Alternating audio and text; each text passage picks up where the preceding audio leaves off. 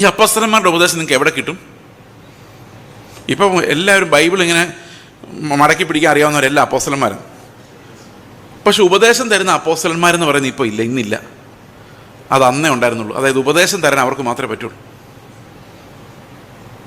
അതുകൊണ്ടാണ് Bible complete ആയി നമ്മൾ പറയുന്നത്. ഇന്നും അതുപോലുള്ള അപ്പോസ്തലന്മാരുണ്ടെങ്കിൽ അവർ പറയുന്ന എല്ലാം കൂടെ നമ്മൾ അടുത്ത പുസ്തകമായിട്ട് ഇറക്കിക്കൊണ്ടിരിക്കേണ്ടി വന്നേ. കാരണം ദൈവത്തിൻ്റെ കാനോൻ, ദൈവിക നിയമങ്ങളുടെ കാനോൻ പൂർത്തിയായത് അപ്പോസ്തലന്മാരുടെ മരണത്തോടെയാണ്. യോഹന്നാൻ എന്ന അവസാനത്തെ അപ്പോസ്തലൻ മരിക്കുന്നതോടെ ഇനി അപ്പോസ്തലന്മാരാരുമില്ല.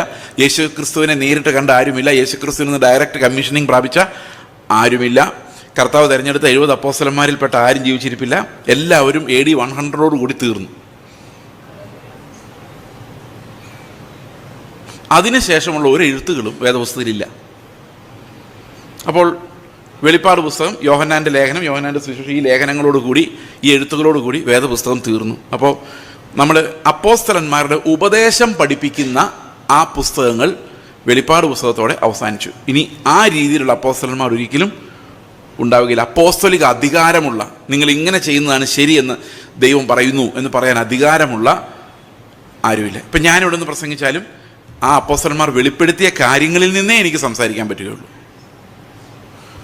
ലോകത്തിൽ ഏത് ശുശ്രൂഷകൻ വന്നാലും അവർക്ക് ഈ ബൈബിൾ എന്ന ആധാര ഗ്രന്ഥത്തിന് മുകളിൽ വേർന്ന് പഠിപ്പിക്കാൻ അധികാരമില്ല. അപ്പോൾ അപ്പോസ്തലന്മാരുടെ ഉപദേശം എന്ന് പറയുന്നത് ഇന്ന് കാണുന്ന ആളുകളുടെ ഉപദേശമല്ല, എൻ്റെ ഉപദേശമല്ല, ഇവിടെ കാണുന്ന ഒരു അപ്പോസ്തലൻ എന്ന് സ്വയം പറയുന്ന ആരുടെയും ഉപദേശമല്ല. അപ്പോസ്തലന്മാരുടെ ഉപദേശം എന്ന് പറഞ്ഞു കഴിഞ്ഞാൽ ദൈവം അപ്പോസ്തലന്മാരിലൂടെ നമുക്ക് വെളിപ്പെടുത്തി തന്ന ദൈവിക മർമ്മങ്ങളുടെ പരിജ്ഞാനമാണ്. അപ്പോൾ ഒരു സഭ ഉണ്ടായിക്കഴിഞ്ഞാൽ പിന്നെ എന്താ ചെയ്യേണ്ടത്? ആ സഭയിൽ അപ്പോസ്തലന്മാരുടെ ഉപദേശം പഠിക്കണം. അതായത് റോമാ ലേഖനം 1-ാം അധ്യായം 1-ാം വാക്യം മുതൽ യൂദായുടെ ലേഖനം അവസാനത്തെ വാക്യം വരെ നമ്മൾ ഈ ലോകത്ത് ജീവിച്ചിരിക്കുമ്പോൾ നമ്മൾ അനുഷ്ഠിക്കേണ്ട വിശ്വാസ രൂപങ്ങളുടെ വിശദീകരണമാണ്. ഇത് ഓരോ സഭയിലും പഠിച്ചേ പറ്റുള്ളൂ. പഠിച്ചില്ലെങ്കിൽ എന്ത് സംഭവിക്കുന്നു വെച്ച് കഴിഞ്ഞാൽ ഒത്തിരി പരിജ്ഞാനമില്ലാത്ത കുഞ്ഞുങ്ങളും സഹോദരങ്ങളും ശുശ്രൂഷകരൊക്കെ നമുക്കുണ്ടാവും. അന്നേരം വൈകിട്ട് നരേന്ദ്രമോദി ഇവിടെ വന്നെന്ന് വിചാരിച്ചോ. നരേന്ദ്രമോദി വന്നിട്ട് പറയും, ഭായോ ബഹനോ കേരളക്ക കഞ്ഞി പീനേക്ക് ലിയേ മേ ജാ രഹാ ഹൂ എന്ന് പറഞ്ഞ് ഈ വഴി ഇറങ്ങിക്കഴിഞ്ഞാൽ നരേന്ദ്രമോദിയുടെ കഞ്ഞി കുടിക്കാൻ 4 പേരെങ്കിലും പോകൂലേ? അതിൻ്റെ സെൽഫി എടുത്തിടും. കാരണം അന്നേരം ബിരിയാണിയേക്കാളും നല്ലത് എന്തോ ഈ നരേന്ദ്രമോദിയുടെ കൂടെയുള്ള കഞ്ഞിയാ, അല്ലേ? ശരിയല്ലേ? അപ്പോൾ നമ്മൾ എവിടെ കിടക്കുന്നു, എന്ത് കഴിക്കുന്നുള്ളതല്ല, നമ്മുടെ കൂടെ ആരുണ്ടെന്നുള്ളതല്ലേ കാര്യം. ഇന്ന് സുവിശേഷ വേല എന്ന് പറയുന്നത് നമുക്ക് രക്ഷപ്പെടാനുള്ളൊരു വഴിയായിട്ടാണ് ഈ സുവിശേഷകർ ചിന്തിക്കുന്നത്. നല്ലൊരു സഭ കിട്ടിയാൽ, നല്ലൊരു ശുശ്രൂഷ കിട്ടിയാൽ, നമ്മളെ ആൾക്കാർ വിളിച്ചാൽ, മീറ്റിംഗ് തന്നാൽ നമ്മൾ രക്ഷപ്പെടും. ഇന്ന് സുവിശേഷം പറഞ്ഞ് ഒരു കാലത്ത് തുടങ്ങി ഇതൊരു ബിസിനസ് പോലെ എന്ന് പണ്ടുള്ള എന്നോട് പറഞ്ഞിട്ടുണ്ട്. ചില ബിസിനസ്സുകൾക്ക് ജയിക്കും, ഭയങ്കര മുതലാളിമാരായ ഒരു ഒരേപോലെ ചായക്കട തുടങ്ങിയ ആൾക്കാർ, ചില ആൾക്കാരത് 5 സ്റ്റാർ ഹോട്ടലാക്കി മാറ്റും, വേറെ ചില ആൾക്കാർ 5 വർഷം കഴിയുമ്പോൾ പൂട്ടിപ്പോകും. അതുപോലെ ഒരേ സമയത്ത് സുവിശേഷയിലേക്ക് ഇറങ്ങിയ കുറേ ആൾക്കാർ ഭയങ്കര ബിസിനസ് സക്സസ്ഫുൾ ആകും. അവർ വീട് വയ്ക്കും, വലിയ കാർ മേടിക്കും, എയറോപ്ലെയിനിൽ നിന്ന് ഇറങ്ങാൻ വയ്യാത്ത പോലത്തെ മിനിസ്ട്രി ഉണ്ടാകും. ബാക്കിയുള്ളവർ ഫെയിലായിപ്പോവും. അവർ ചെറിയ കുടിൽ വ്യവസായമായിട്ട് 10 പേര് 5 പേരായിട്ടിരിക്കും. ശരിയല്ലേ? ആണോ? പ്രിയ സഹോദരങ്ങൾ, യഥാർത്ഥത്തിൽ ദൈവവേല ചെയ്തു തുടങ്ങിയാൽ 5 പൈസ കയ്യിൽ ബാക്കി ഉണ്ടാവില്ല. ആവശ്യമില്ല, ദൈവം നടത്തിക്കോളും. കാരണം കർത്താവ് നമ്മളെ ശുശ്രൂഷിക്കുന്ന കയ്യിലെല്ലാം ഉള്ളത് എടുത്ത് കൊടുത്ത് അവസാന തുള്ളി രക്തം വരെ ഒരു ദാസനെ പോലെ കൊടുത്തു തീർക്കുകയാണ്. ഇപ്പൊ സുവിശേഷ വേലയ്ക്കുള്ള വിളി എന്ന് പറഞ്ഞാൽ നമ്മുടെ കയ്യിലുള്ളതെല്ലാം തീർന്ന് നമ്മൾ മരിക്കുന്ന വരെ കൊടുക്കാതിരിക്കാൻ പറ്റത്തില്ല. It's like that. നമുക്കറിയാം, വേദപുസ്തകത്തിലെ കൽപ്പനകൾ അനുസരിക്കുക എന്നുള്ളത് വലിയ പാടാണെന്ന് മാത്രമല്ല, ഇത് അനുസരിക്കുന്നവർ വളരെ കുറവാണെന്നല്ല, ആരും തന്നെ ഇല്ല എന്നുള്ളതാണ് സത്യം. നമ്മൾ കർത്താവ് യേശു ക്രിസ്തു നമ്മളോട് വ്യക്തമായി പഠിപ്പിച്ച ചില കാര്യങ്ങളെക്കുറിച്ച് ഓർക്കുമ്പോൾ അതനുസരിക്കുന്ന ആരും തന്നെ ഇല്ല എന്നുള്ളതാണ് നമ്മൾ ചുറ്റും നോക്കുമ്പോൾ കാണുന്നത്. നമ്മൾ കണ്ണാടിയിൽ അങ്ങനെ നോക്കാറില്ല, നമ്മുടെ കാര്യം അങ്ങനെ നോക്കാറില്ല. മറ്റുള്ളവർ അനുസരിക്കുന്നില്ല എന്ന് നമുക്ക് ഉറപ്പാണ്, അതെല്ലാവർക്കും ഉറപ്പാണ്. അപ്പോൾ നമ്മളും അനുസരിക്കുന്നില്ലായിരിക്കും. അതുകൊണ്ടാണല്ലോ മറ്റുള്ളവർക്കും ഉറപ്പാകുന്നത്. വളരെ കട്ടിയുള്ള കൽപ്പനകൾ നമുക്ക് തോന്നുന്ന രീതിയിലാണ് ഗിരിപ്രഭാഷണം എഴുതപ്പെട്ടിരിക്കുന്നത്. അതുപോലെ യേശുക്രിസ്തുവിൻ്റെ ഓരോ ഉപദേശവും അങ്ങനെയാണ്. നിന്റെ കണ്ണ് നിനക്ക് ഇടർച്ച വരുന്നുണ്ടെങ്കിൽ ചൂഴ്ന്നെടുത്ത് എറിഞ്ഞു കളയുക എന്ന് പറയുന്നതും, സഹോദരനെ നിസാര എന്ന് വിളിച്ചാൽ, മൂഢ എന്ന് വിളിച്ചാൽ നരകത്തിൽ പോകുന്നു, ന്യായദിവസംഘത്തിന് മുമ്പിൽ നിൽക്കേണ്ടി വരുമെന്നും പറയുന്നു. നിന്നോട് ആരെങ്കിലും വ്യവഹരിച്ച് ഉടുപ്പെടുത്താൽ പുതപ്പും കൂടെ കൊടുക്കാൻ പറയുന്നതും, നിന്റെ സ്വത്തെല്ലാം വിറ്റ് ദരിദ്രർക്ക് കൊടുത്തിട്ട് കർത്താവിനെ അനുഗമിക്കാൻ പറയുന്നതും,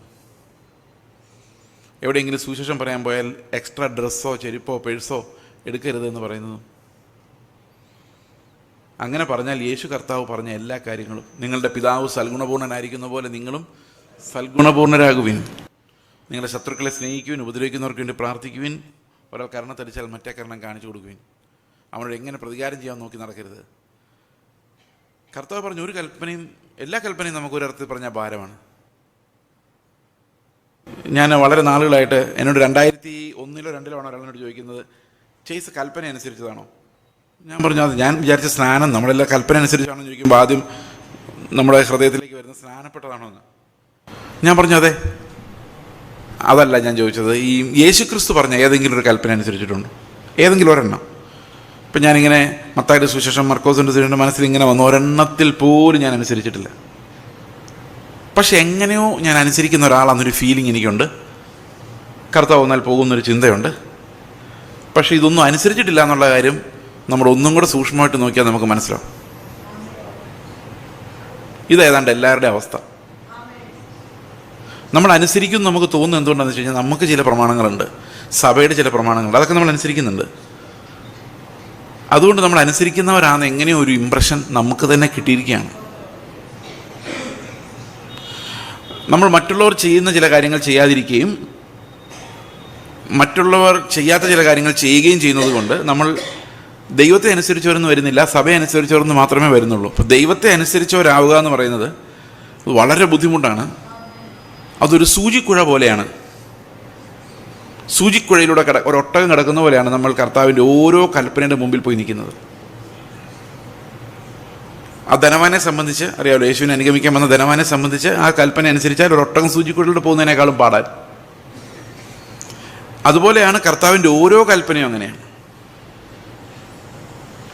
അപ്പോൾ ഇന്ന് ഞാൻ ആദ്യം ചെയ്യാൻ പോകുന്നത് അല്ലെങ്കിൽ പറയാൻ പോകുന്നത്, നമ്മൾ എന്തുകൊണ്ടാണ് ഇപ്പോഴും അനുസരിക്കാത്തവരും ഇപ്പോൾ വേണമെങ്കിലും ദൈവം ന്യായമായി വിധിച്ചാൽ നരകത്തിൽ പോകാൻ യോഗ്യരുമായിട്ട് ഇവിടെ ഇരിക്കുന്നത് എന്നുള്ള കാര്യമാണ്. കൃപയില്ലാതെ കർത്താവ് ന്യായാന്യായങ്ങൾ വെച്ച് വിധിച്ചാൽ നമ്മളെല്ലാം പോക്കാണ്.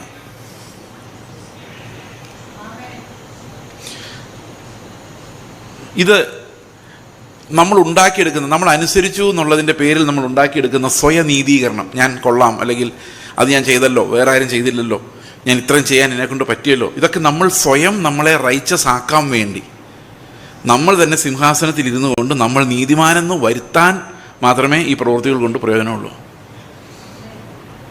V are comforted by the claims of self righteousness.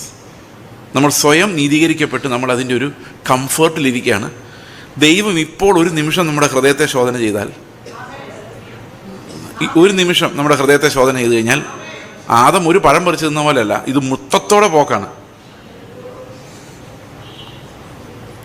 അപ്പോൾ എങ്ങനെയാണ് നമ്മൾ രക്ഷപ്പെടുന്നത്? എങ്ങനെയാണ് നമ്മൾ അനുസരിക്കുന്നവരാകുന്നത്? എങ്ങനെയാണ് നമ്മൾ ദൈവത്തിന് വിശുദ്ധമായ ഒരു ജനമാകുന്നത്? ഈ അനുസരിക്കാത്ത ഈ കൂട്ടത്തെ എങ്ങനെയാണ് കർത്താവ് കൊണ്ടു നടക്കുന്നത് എന്നുള്ളതാണ് നമ്മൾ അറിഞ്ഞിരിക്കേണ്ട ഒരു പ്രധാനപ്പെട്ട കാര്യം.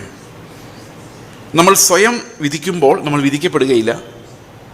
നമ്മൾ മറ്റുള്ളവരെ വിധിച്ചാൽ നമ്മൾ വിധിക്കപ്പെടും, അതേ വിധിയാൽ നമുക്കും വിധിക്കപ്പെടും. എന്നാൽ നമ്മൾ നമ്മെ തന്നെ വിധിച്ചാൽ വിധിക്കപ്പെടുകയില്ല. അപ്പോൾ ഇന്ന് നമ്മൾ ആദ്യം ചെയ്യുന്ന നമ്മളെ തന്നെ കാണുകയാണ്. നമ്മൾ എവിടെ വരെ ഉണ്ട്, നമുക്ക് ദൈവം നമ്മോട് കാണിക്കുന്ന കരുണ എന്താണെന്ന് മനസ്സിലാകാൻ വേണ്ടിയാണ്.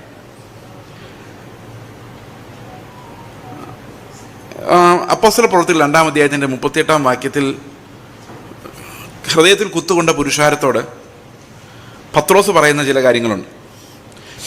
അവിടെ പറയും, നിങ്ങൾ ഓരോരുത്തരും മാനസാന്തരപ്പെട്ട് നിങ്ങളുടെ പാപങ്ങളുടെ മോചനത്തിനായി യേശുക്രിസ്തുവിൻ്റെ നാമത്തിൽ സ്നാനമേൽക്കുവിൻ, എന്നാൽ പരിശുദ്ധാത്മാവ് എന്ന ദാനം ലഭിക്കും. 3 കാര്യങ്ങൾ അവിടെ ഉള്ളത്: മാനസാന്തരം, സ്നാനം, പരിശുദ്ധാത്മദാനം. 40-ാമത്തെ വാക്യം വായിക്കുമ്പോൾ മറ്റു പല വചനങ്ങളാൽ അവൻ അവരെ പ്രബോധിപ്പിച്ചു. ഈ വക്രതയുള്ള തലമുറയിൽ നിന്ന് രക്ഷിക്കപ്പെടുവിൻ എന്ന് അവരോട് പറഞ്ഞു. അതിനാണ് വേർപാടെന്ന് പറയുന്നത്. ഈ വക്രതയുള്ള തലമുറ എങ്ങനെയാണോ പെരുമാറുന്നത് അങ്ങനെ നമ്മൾ പെരുമാറാൻ പാടില്ല. നമ്മൾ അവരിൽ നിന്നും സെപ്പറേറ്റ് ആയിരിക്കണം. അതാണ് 4-ാമത്തെ കാര്യം. അപ്പം ഇത്രയാവുമ്പോൾ ഒരു സഭയായി. ഒരു സഭ ഒരു സ്ഥലത്ത് ഉണ്ടാകണമെങ്കിൽ എന്തെല്ലാം വേണം? ആളുകൾ മാനസാന്തരപ്പെടണം, സ്നാനപ്പെടണം, ആത്മാവിനെ ലഭിക്കണം, പിന്നെ വേർപെടണം. ഇത്രയായി കഴിയുമ്പോൾ അവർ ഒരു സഭയായി. വേർപാടെന്ന് പറഞ്ഞു കഴിഞ്ഞാൽ എന്താണ്? വേർപാടെന്ന് പറയുന്നത് നമ്മൾ പെട്ടെന്ന് മനസ്സിലാക്കുന്നത് പുറമേ ഉള്ള കാര്യം. പക്ഷെ ആന്തരികമായൊരു വേർപാടുണ്ട്. ഈ ആന്തരികമായ വേർപാടെന്ന് പറഞ്ഞാൽ എന്താണ്? എല്ലാവരും പൈസ എങ്ങനെ ഉണ്ടാക്കാമെന്ന് ആലോചിക്കുമ്പോൾ ഞാൻ കർത്താവിനെ എങ്ങനെ പ്രസാദിപ്പിക്കാൻ നോക്കുന്നു. ആ വേർപാട് നമുക്കുണ്ടോ? എല്ലാവരും ഒരു മനുഷ്യനെ കാണുമ്പോൾ അവനിൽ നിന്ന് എങ്ങനെ മാക്സിമം ഊറ്റാം എന്ന് ചിന്തിക്കുമ്പോൾ ഞാൻ ചിന്തിക്കുന്നത് എൻ്റെ കയ്യിലുള്ളത് ഊറ്റിക്കൊടുത്ത് അവനെ എങ്ങനെ രക്ഷിക്കാം. ഇതാണ് വേർപാട്. വേർപാടുണ്ടോ?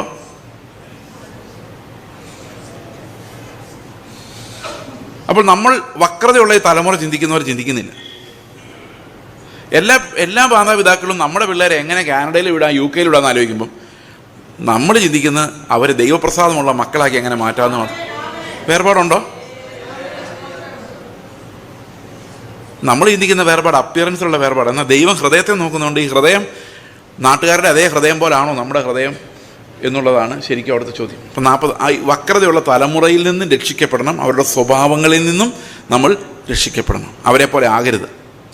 42-ാമത്തെ വാക്യം വരുമ്പോൾ അവിടെ സഭ തുടങ്ങിക്കഴിഞ്ഞു. സഭ തുടങ്ങിക്കഴിഞ്ഞ ശേഷം സഭയ്ക്കകത്ത് നടക്കുന്ന 4 കാര്യങ്ങളാണ്. എന്തൊക്കെയാണത്? ആദ്യത്തെ 4 കാര്യങ്ങൾ എന്ന് പറയുന്നത് സഭ തുടങ്ങാൻ വേണ്ടിയുള്ള കാര്യങ്ങളാണ്. എന്നാൽ രണ്ടാമത്തെ 4 കാര്യങ്ങൾ സഭ തുടങ്ങിയ ശേഷം സഭയ്ക്കകത്ത് നടക്കുന്ന കാര്യങ്ങൾ. എന്തൊക്കെയത്? അവർ അപ്പോസ്തലന്മാരുടെ ഉപദേശം കേൾക്കുകയും കൂട്ടായ്മ ആചരിക്കുകയും അപ്പം നുറുക്കുകയും പ്രാർത്ഥന കഴിക്കുകയും ചെയ്തു പോകുന്നു. അപ്പോൾ അതിൽ ഈ 4 എണ്ണത്തിൽ ഒന്നാമത്തെ എന്താണ്? അപ്പോസ്തലന്മാരുടെ ഉപദേശങ്ങൾ. ഈ അപ്പോസ്തലന്മാരുടെ ഉപദേശം നിങ്ങൾക്ക് എവിടെ കിട്ടും? ഇപ്പം എല്ലാവരും ബൈബിൾ ഇങ്ങനെ മടക്കി പിടിക്കാൻ അറിയാവുന്നവരെല്ലാം അപ്പോസ്തലന്മാരാണ്. പക്ഷെ ഉപദേശം തരുന്ന അപ്പോസ്തലന്മാരെന്ന് പറയുന്നത് ഇപ്പോൾ ഇല്ല, ഇന്നില്ല. അത് അന്നേ ഉണ്ടായിരുന്നുള്ളൂ. അതായത് ഉപദേശം തരാൻ അവർക്ക് മാത്രമേ പറ്റുള്ളൂ. അതുകൊണ്ടാണ് ബൈബിൾ കംപ്ലീറ്റ് ആയി നമ്മൾ പറയുന്നത്. ഇന്നും അതുപോലുള്ള അപ്പോസ്തലന്മാരുണ്ടെങ്കിൽ അവർ പറയുന്ന എല്ലാം കൂടെ നമ്മൾ അടുത്ത പുസ്തകമായിട്ട് ഇറക്കിക്കൊണ്ടിരിക്കേണ്ടി വന്നേ. കാരണം ദൈവത്തിൻ്റെ കാനോൻ, ദൈവിക നിയമങ്ങളുടെ കാനോൻ പൂർത്തിയായത് അപ്പോസ്തലന്മാരുടെ മരണത്തോടെയാണ്. യോഹന്നാൻ എന്ന അവസാനത്തെ അപ്പോസ്തലൻ മരിക്കുന്നതോടെ ഇനി അപ്പോസ്തലന്മാരാരുമില്ല. യേശു ക്രിസ്തുവിനെ നേരിട്ട് കണ്ട ആരുമില്ല. യേശു ക്രിസ്തുവിൽ നിന്ന് ഡയറക്റ്റ് കമ്മീഷനിങ് പ്രാപിച്ച ആരുമില്ല. കർത്താവ് തിരഞ്ഞെടുത്ത 70 അപ്പോസ്തലന്മാരിൽപ്പെട്ട ആരും ജീവിച്ചിരിപ്പില്ല. എല്ലാവരും AD 100 തീർന്നു. അതിനുശേഷമുള്ള ഒരു എഴുത്തുകളും വേദപുസ്തകത്തിലില്ല.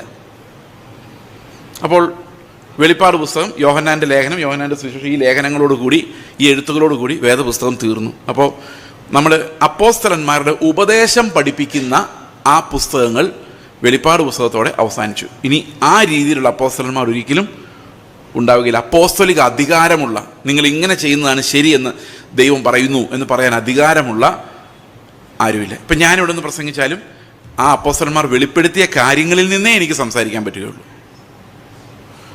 ലോകത്തിൽ ഏത് ശുശ്രൂഷകൻ വന്നാലും അവർക്ക് ഈ ബൈബിൾ എന്ന ആധാര ഗ്രന്ഥത്തിന് മുകളിൽ വേർന്ന് പഠിപ്പിക്കാൻ അധികാരമില്ല.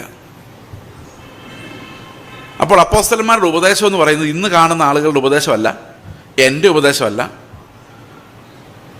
ഇവിടെ കാണുന്ന ഒരു അപ്പോസ്തലൻ എന്ന് സ്വയം പറയുന്ന ആരുടെയും ഉപദേശമല്ല. അപ്പോസ്തലന്മാരുടെ ഉപദേശം എന്ന് പറഞ്ഞു കഴിഞ്ഞാൽ ദൈവം അപ്പോസ്തലന്മാരിലൂടെ നമുക്ക് വെളിപ്പെടുത്തി തന്ന ദൈവിക മർമ്മങ്ങളുടെ പരിജ്ഞാനമാണ്. അപ്പോൾ ഒരു സഭ ഉണ്ടായിക്കഴിഞ്ഞാൽ പിന്നെ എന്താ ചെയ്യേണ്ടത്? ആ സഭയിൽ അപ്പോസ്തലന്മാരുടെ ഉപദേശം പഠിക്കണം. അതായത് റോമാ ലേഖനം 1-ാം അധ്യായം 1-ാം വാക്യം മുതൽ യൂദായുടെ ലേഖനം അവസാനത്തെ വാക്യം വരെ നമ്മൾ ഈ ലോകത്ത് ജീവിച്ചിരിക്കുമ്പോൾ നമ്മൾ അനുഷ്ഠിക്കേണ്ട വിശ്വാസ രൂപങ്ങളുടെ വിശദീകരണമാണ്. ഇത് ഓരോ സഭയിലും പഠിച്ചേ പറ്റുള്ളൂ. പഠിച്ചില്ലെങ്കിൽ എന്ത് സംഭവിക്കുന്നു വെച്ച് കഴിഞ്ഞാൽ ഒത്തിരി പരിജ്ഞാനമില്ലാത്ത കുഞ്ഞുങ്ങളും സഹോദരങ്ങളും ശുശ്രൂഷകരൊക്കെ നമുക്കുണ്ടാവും. കഴിഞ്ഞ ദിവസം IPCയിലെ ഒരു ശുശ്രൂഷകനോട് എൻ്റെ ഒരു സഹോദരൻ പറഞ്ഞു, അങ്ങ് ക്ഷമിക്ക് പാസ്റ്ററെ, വിട്ടുകള, കർത്താവ് നമ്മൾ ക്ഷമിക്കാനല്ലേ പറഞ്ഞിരിക്കുന്നു വെച്ചാൽ പറയാം, അത് യേശുക്രിസ്തു യഹൂദന്മാരോട് പറഞ്ഞതാണ്. എന്തുകൊണ്ട് അങ്ങനെ പറഞ്ഞെന്നറിയോ? ഇവിടെ ഗേറ്റ് മിനിസ്ട്രീസ് എന്ന് പറഞ്ഞൊരു തട്ടിപ്പ് സംഘം വന്ന് ഇറങ്ങിയിട്ടുണ്ട്. ഹൈപ്പർ ഡിസ്പെൻസേഷനലിസം എന്ന് പറയും. നിങ്ങൾക്ക് മിക്കവാറും ഗേറ്റ് മിനിസ്ട്രി ഇപ്പോൾ പേരൊക്കെ അവർ മാറ്റിക്കാണ്, ഗേറ്റ് കൾട്ടാന്ന് മനസ്സിലായതുകൊണ്ട് അതെനിക്കറിയത്തില്ല. ഈ കൾട്ടുകൾ ഇങ്ങനെ പേര് മാറ്റിക്കൊണ്ടിരിക്കും. അവർ പറയുന്ന പൗലോസ് പറയുന്ന മാത്രം നമ്മൾ കേൾക്കേണ്ട കാര്യമുള്ളൂ. അത് റോമാലേഖനം മുതൽ ഫിലമോൻ്റെ ലേഖനം വരെയാണ്. ബാക്കിയുള്ള ഒന്നും നമുക്കുള്ളതല്ല. അപ്പോൾ അതിനർത്ഥം ബൈബിൾ മുഴുവൻ അവർ നമ്മൾ എടുക്കാനോ വായിക്കാനോ അനുവദിക്കുന്നില്ല. യേശു ക്രിസ്തു ഒരു യഹൂദ ടീച്ചറാണ്. അവരുടെ ട്രാക്റ്റ് എന്തെങ്കിലുണ്ട്. ഇവരുടെ യൂട്യൂബിലൂടെ ഉള്ളത് കേൾക്കുന്ന അദ്ദേഹം ഖത്തർ ചർച്ച് ഓഫ് ഗോഡിലുണ്ടായിരുന്ന ഒരു വിശ്വാസിയാണ് തുടങ്ങി വെച്ചത്. ഇത് കേൾക്കുന്നത് ഒരു പാസ്റ്റർമാരുണ്ട്. ഇവർ വിവേചിക്കുന്നില്ല. കാരണം ഈ അപ്പോസ്തലിക ഉപദേശം അറിയില്ല, ഉപദേശം പഠിക്കുന്നില്ല. നമ്മൾ ബൈബിൾ കോളേജ് പഠിച്ചു. ഞാൻ 3 വർഷം ബൈബിൾ കോളേജ് പഠിച്ചതാണ്. AGയുടെ ബൈബിൾ കോളേജാണ് ഞാൻ പഠിച്ചത്. പഠിക്കുമ്പോൾ ശരിയാണ്, നമ്മൾ പരീക്ഷയ്ക്ക് പഠിച്ചല്ലോ നമ്മൾ ഓർക്കുന്നുണ്ടോ? പരീക്ഷയ്ക്ക് നമ്മൾ പഠിച്ചു, പാസ്സായി. 10ാം ക്ലാസ്സിലെ പരീക്ഷയ്ക്ക് ഹിന്ദിയിൽ ചോദ്യം ചോദിച്ചാൽ എന്തായിരുന്നു വല്ല ഓർമ്മയുണ്ടോ നിങ്ങൾക്ക്? എന്നാൽ 4, 3, 7 നമുക്ക് ഓർമ്മയുണ്ട്, ശരിയല്ലേ? എന്നാൽ 10ാം ക്ലാസ്സിലെ സിലബസിലെ വല്ല ഓർക്കുന്നുണ്ടോ? ഒരു ചോദ്യം ഇപ്പോൾ ചോദിച്ചാൽ നമ്മൾ എഴുതുമോ? അപ്പോൾ പഠിക്കുന്നതുകൊണ്ടൊന്നും വലിയ കാര്യമില്ല. സന്തോഷമായില്ലേ? ഒരു കാര്യമില്ല. കാരണം അത് ആ എക്സാം കഴിയുമ്പോൾ നമ്മൾ വിട്ടു. മെയ് മാസം ആകുമ്പോൾ അന്നത്തെ കാലമാണെങ്കിൽ അത് വിറ്റ് കപ്പലണ്ടി മേടിക്കും, പുസ്തകങ്ങൾ വിറ്റ് കപ്പലണ്ടി മേടിക്കുന്ന ആ പരിപാടി തീർന്നു. പിന്നെ നമ്മൾ A+B Y അതൊന്നും അതിനകത്ത് രക്ഷപ്പെട്ടല്ലോ എന്നും പറഞ്ഞുകൊണ്ട് നമ്മൾ ഓടി രക്ഷപ്പെട്ട പോകുന്നു. ഇതുപോലെ ബൈബിൾ കോളേജിൽ നിന്ന് എങ്ങനെയെങ്കിലും ഗ്രാജുവേറ്റ് ചെയ്ത് കഴിയുമ്പോൾ നമ്മുടെ തലയ്ക്കകത്ത് നിന്ന് അതുവരെ പഠിച്ച എല്ലാം അപ്രത്യക്ഷമാവും. എല്ലാവർക്കും അല്ല, വലിയൊരു പങ്കാളികൾക്ക്. പിന്നെ അവരാകെ പ്രസംഗിക്കുന്നത് എന്നാണെന്നറിയാം? നിങ്ങളുടെ വിഷയങ്ങളുടെ മേൽ ഇറങ്ങി വരുന്ന ദൈവം. എന്തു പറഞ്ഞാലും, ഞാനിപ്പോൾ കർത്താവിനെക്കുറിച്ചും രക്ഷയെക്കുറിച്ചൊക്കെ പറഞ്ഞാൽ അവസാനം നിങ്ങളൊന്ന് എക്സൈറ്റഡ് ആയിട്ട് അന്യഭാഷ പറയണമെങ്കിൽ ഞാൻ ഉടനെ വിഷയങ്ങളുടെ നടുവിൽ ഇറങ്ങി വരുന്നതെന്ന് പറയണം. അല്ലെങ്കിൽ നിങ്ങൾ ആരും അനങ്ങാൻ പോകുന്നില്ല. കാരണം ഉപജീവന ചിന്തകളിൽ നമ്മൾ കുരുങ്ങിയത് കൊണ്ട് ആ പ്രസംഗങ്ങളും ശുശ്രൂഷകളും പ്രവചനങ്ങളും എല്ലാം ഈ ഉപജീവന ചിന്തകളെ സംബന്ധിക്കുന്നതാണ്.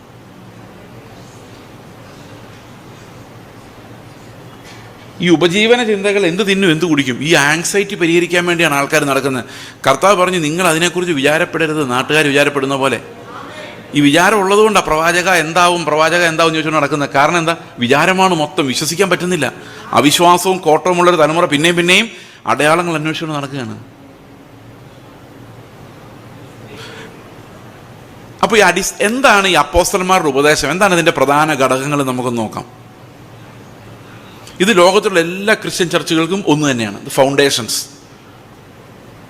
പിന്നെ ബൈബിൾ എലോൺ എന്ന് പറയുന്ന സഭകൾക്ക് മാത്രമേ ഉള്ളൂ കേട്ടോ, അല്ല കാത്തലിക്സിനും ഓർത്തഡോക്സുകാർക്കും ഒന്നുമില്ല. ബൈബിൾ എലോൺ എന്ന് വാഗൊണ്ടെങ്കിലും പറയുന്നവർക്ക് എല്ലാം അടിസ്ഥാനമായിട്ടുള്ള കാര്യങ്ങളാണ്. റോമാലേഖനം മുതൽ യൂദായുടെ ലേഖനം വരെയുള്ള അപ്പോസ്റ്റലിക് ഡോക്ട്രിൻസ്, അപ്പോസ്റ്റലിക് ഉപദേശം. അപ്പോസ്തലന്മാരുടെ ഉപദേശം കേട്ടും, അത് കേട്ടേ പറ്റുള്ളൂ. അപ്പം ചില ആൾക്കാർ പറയുന്നത്, അപ്പോൾ പുതിയ നിയമത്തിൽ നിന്ന് മാത്രം പ്രസംഗിച്ചാൽ മതിയോ, പഴയ നിയമത്തിൽ നിന്ന് പ്രസംഗിക്കേണ്ടതെന്നാണ്. പഴയ നിയമത്തിൽ പ്രസംഗിക്കണം, പക്ഷെ ഇത് വായിച്ചിട്ട് അത് വായിക്കാവുള്ളൂ. അതിൻ്റെ കാരണം എന്താണെന്ന് വെച്ച് കഴിഞ്ഞാൽ, പഴയ നിയമം 2 രീതിയിൽ വായിക്കാം. ഒന്ന്, യേശു ക്രിസ്തുവും അപ്പോസ്തലന്മാരും പഴയ നിയമം വായിച്ചതുപോലെ വായിക്കാം. അതല്ലെങ്കിൽ യഹൂദന്മാർ പഴയ നിയമം വായിച്ച പോലെ വായിക്കാം. നിങ്ങൾക്ക് ആര് വായിക്കുന്ന പോലെ വായിക്കാനാണ് ഇഷ്ടം? അപ്പോൾ ആദ്യം നമ്മൾ യേശു ശിഷ്യന്മാർ എങ്ങനെ വായിച്ചെന്ന് മനസ്സിലാക്കണ്ടേ? അപ്പോൾ ആദ്യം നമ്മൾ പുതിയ നിയമത്തിൻ്റെ ഉപദേശങ്ങൾ മനസ്സിലാക്കിയ ശേഷം നമ്മൾ പഴയ നിയമം വായിക്കുമ്പോഴാണ് നമുക്ക് യഥാർത്ഥ വെളിച്ചം വന്ന ശേഷം നമ്മളത് തിരിഞ്ഞു നോക്കുമ്പോൾ നമുക്ക് അതിനകത്ത് എല്ലാം ക്ലാരിറ്റി കിട്ടും. ഞാനൊരു ഉദാഹരണം പറയാം. നമ്മൾ സാധാരണ പ്രോസ്പെരിറ്റി വാക്യങ്ങളെല്ലാം ഉദ്ധരിക്കുന്ന പഴയ നിയമത്തിൽ നിന്നാണ്, പുതിയ നിയമത്തിൽ നിന്നല്ല. ശരിയല്ലേ? നിന്നെ അനുഗ്രഹിക്കും, നിന്നെ അങ്ങനെയൊക്കെ പറയുന്നത് അല്ലേ പഴയ നിയമത്തിൽ നിന്നല്ലേ? ഈ പഴയ നിയമത്തിലെ ആൾക്കാർക്ക് എന്തെങ്കിലും അനുഗ്രഹം കിട്ടിയതായിട്ട് അറിയാമോ? പഴയ നിയമം വായിക്കുമ്പോൾ അബ്രഹാം ഭയങ്കര അനുഗ്രഹിക്കപ്പെട്ട് നമ്മൾ കാണുന്നത്. എന്നാൽ പുതിയ നിയമം വായിക്കുമ്പോൾ എന്താ കാണുന്നത്? അവൻ കൂടാരം അടിച്ച് പാർത്തു. ദൈവം ശില്പിയായി പണിയുന്ന അടിസ്ഥാനമുള്ളൊരു നഗരം ഉണ്ട് എന്ന് വിശ്വസിച്ചവൻ കൂടാരവാസിയായിട്ട് ഇവിടെ താമസിച്ചെന്നാണ് പറയുന്നത്. ഇനി ഹാബേലിൻ്റെ കാര്യം ആലോചിച്ച് നോക്കി. ആദ്യത്തെ വിശുദ്ധൻ എന്ന് വേണം നമുക്ക് പറയാം. ഹാബേൽ നല്ലൊരു യാഗം കഴിച്ച ഹാബേലിന് ദീർഘായുസ് കിട്ടിയോ? എന്തേലും കാശ് കിട്ടിയോ? പിള്ളേർ അമേരിക്ക പോയോ? അവരെ ദൈവം $1 കൊടുത്ത് മാനിച്ചോ ഹാബേലിനെ? എന്ത് സംഭവിച്ചു ഹാബേലിനെ? അപ്പം തന്നെ മരിച്ചുപോയി. പഴയ നിയമത്തിൽ അനുഗ്രഹങ്ങളുടെ കഥയാണ്. പുതിയ നിയമം വായിച്ചിട്ടൊന്ന് വായിച്ചു നോക്കിയാൽ മനസ്സിലാവും. മോശ എന്താ പ്രാപിച്ചത്? കനാൻ ദേശത്ത് മോശ എത്തിയില്ല. നിയമം കൊടുത്തയാള് സ്വർഗത്തിലെത്തി. കാരണം മറുരൂപമല യേശുവിൻ്റെ അടുത്ത് സംസാരിക്കുന്നുണ്ട്. അപ്പോൾ സ്വർഗത്തിലെത്തി നമുക്കറിയാം. കനാൻ ദേശത്ത് എത്തിയില്ല, ഈ ലോകത്തൊന്നും കിട്ടിയില്ല. നിങ്ങൾ പ്രവാചകന്മാരുടെ കഥ വായിച്ചു നോക്കി, ഒരൊറ്റ പ്രവാചകനും ശാന്തമായി കട്ടിലിൽ കിടന്ന് മരിച്ചിട്ടില്ല. കല്ലെറിയപ്പെടുകയും ഓടിക്കപ്പെടുകയും ഗുഹകളിൽ പോയി താമസിക്കുകയും ചെയ്തുകൊണ്ടിരുന്നു. അഭിഷേകം കിട്ടിയ ഒരൊറ്റ ആൾ പോലും സമാധാനമായി പഴയ നിയമത്തിൽ ജീവിച്ചിട്ടില്ല. ഒരു പ്രോസ്പെരിറ്റിയും കിട്ടിയിട്ടില്ല.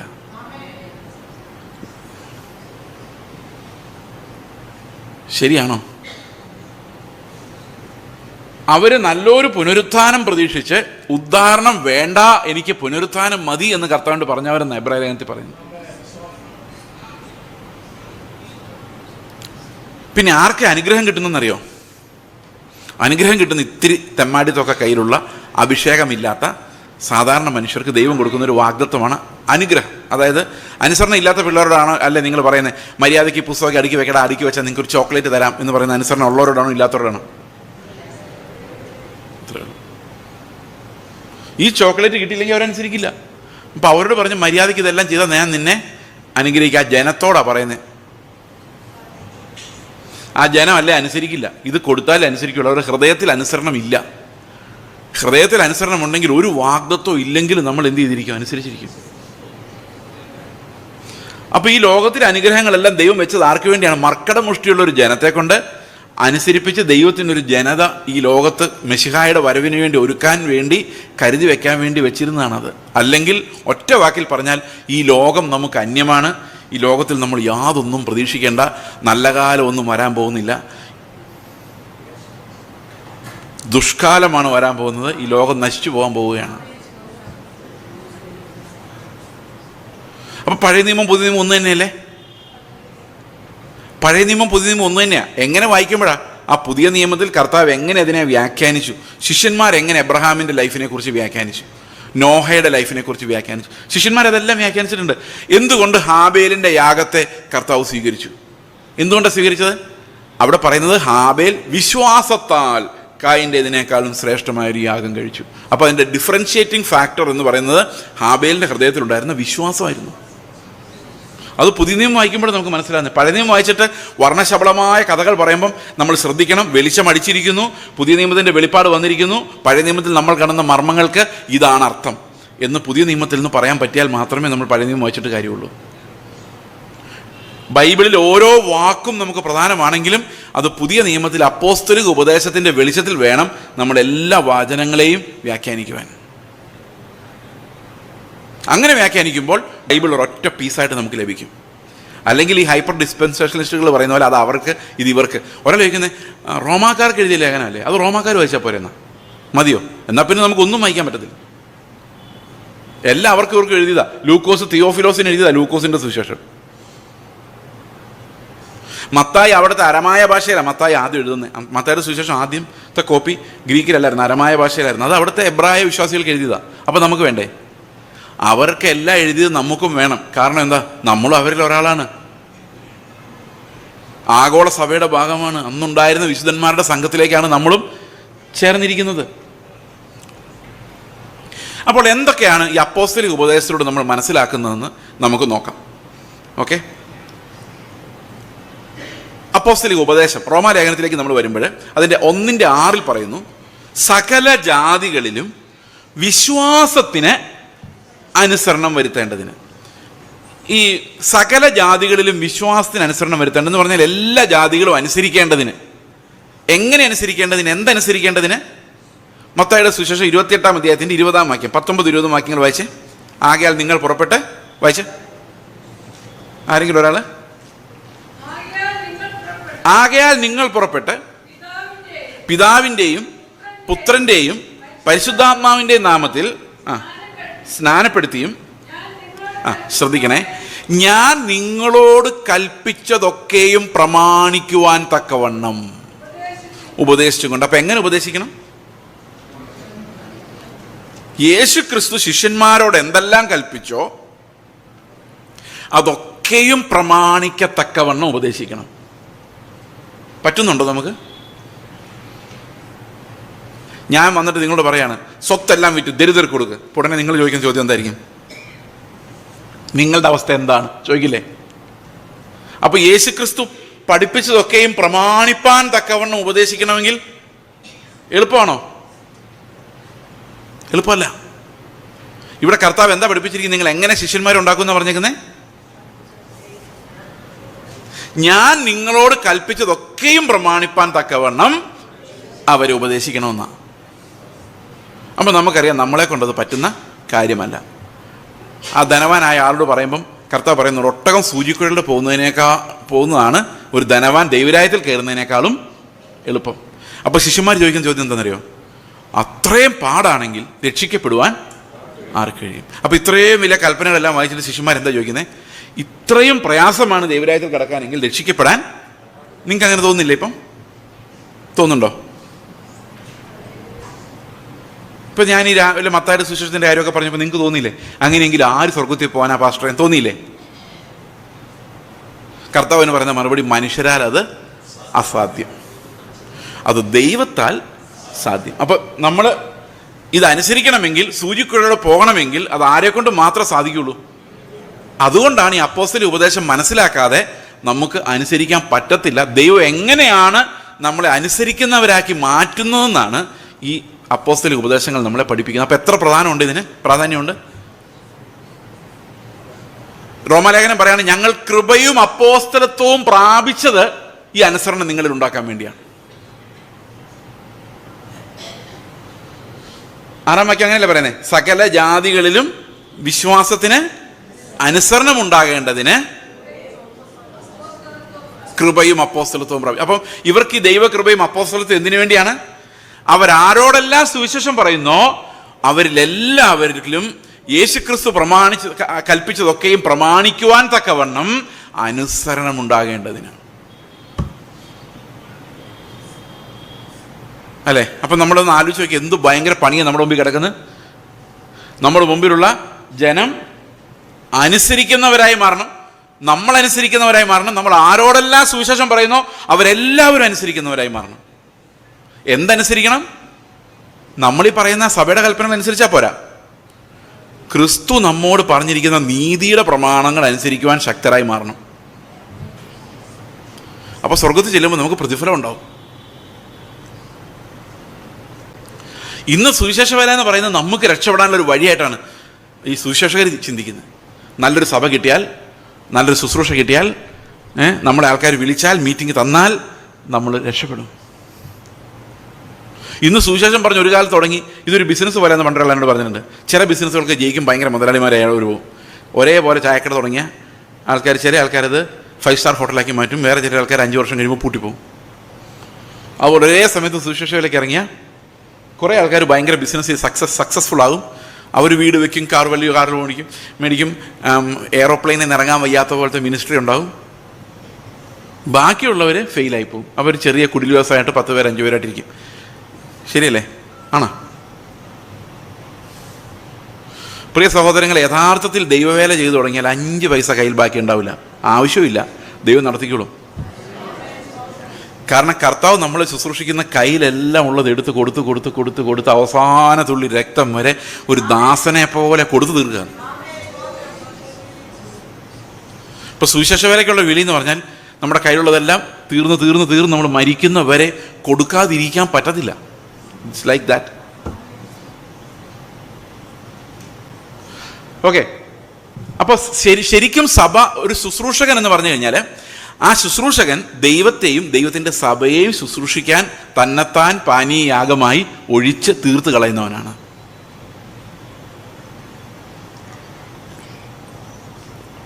ഇന്ന് നമ്മൾ കാണുന്നത് നമുക്ക് ജീവിതം ഉണ്ടാകാനും, അല്ലേ? നമ്മൾ എന്തിനാണ് കർത്താവിൻ്റെ ഏറ്റവും കൂടുതൽ നന്ദി പറയുന്നത്? ശ്രദ്ധിച്ചിട്ടുണ്ടോ? ഏറ്റവും കൂടുതൽ നന്ദി പറയുന്നത് എന്തിനാ? പറഞ്ഞോ.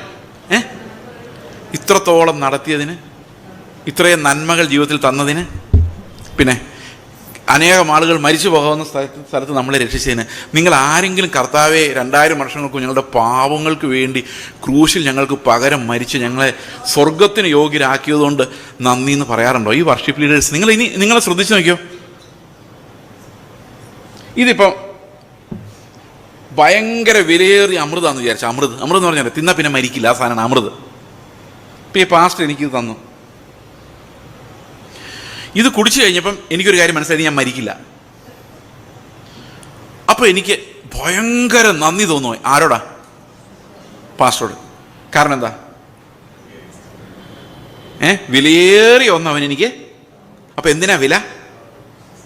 ഈ സാധനത്തിനല്ലേ? ഇത്രത്തോളം നടത്തിയ, ഇത്രയും കാശ് തന്ന ദൈവമേ നിനക്ക് സ്തോത്രം എന്ന് പറയുമ്പോൾ എന്തിനാ വില? അതാണ്. ഇത്ര ബ്യൂട്ടിഫുള്ളായ മാമോനെ എനിക്ക് തന്നതിനായിട്ട്. എന്താ? ഇത്രയും മാമോനെ എനിക്ക് കൊണ്ടു തന്ന നിനക്ക് ഇരിക്കട്ടെ ഒരു ടിപ്പ് 10%.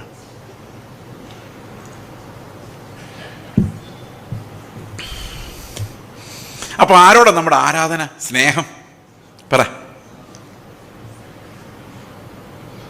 ഈ ലോകത്ത് വിശാലമായ വഴിയിലൂടെ കടക്കാൻ പറ്റിയതിന്.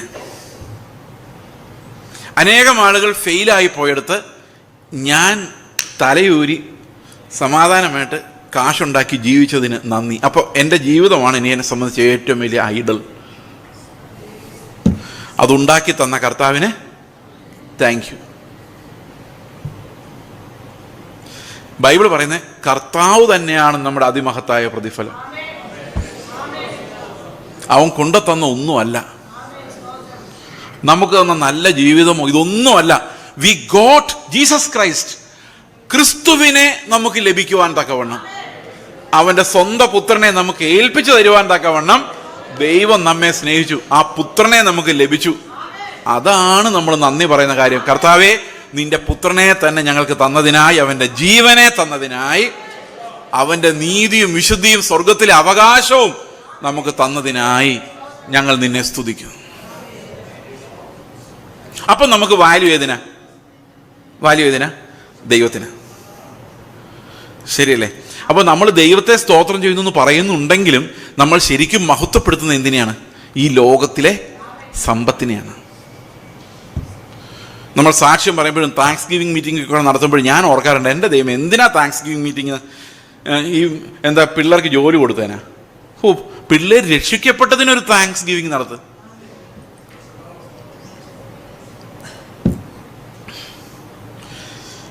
ശരിക്കും നമ്മുടെ വിശ്വാസത്തെ വഴിതെറ്റിക്കുന്നത് ഈ ലോകമോഹങ്ങളും ഉപജീവന ചിന്തകളുമാണ്.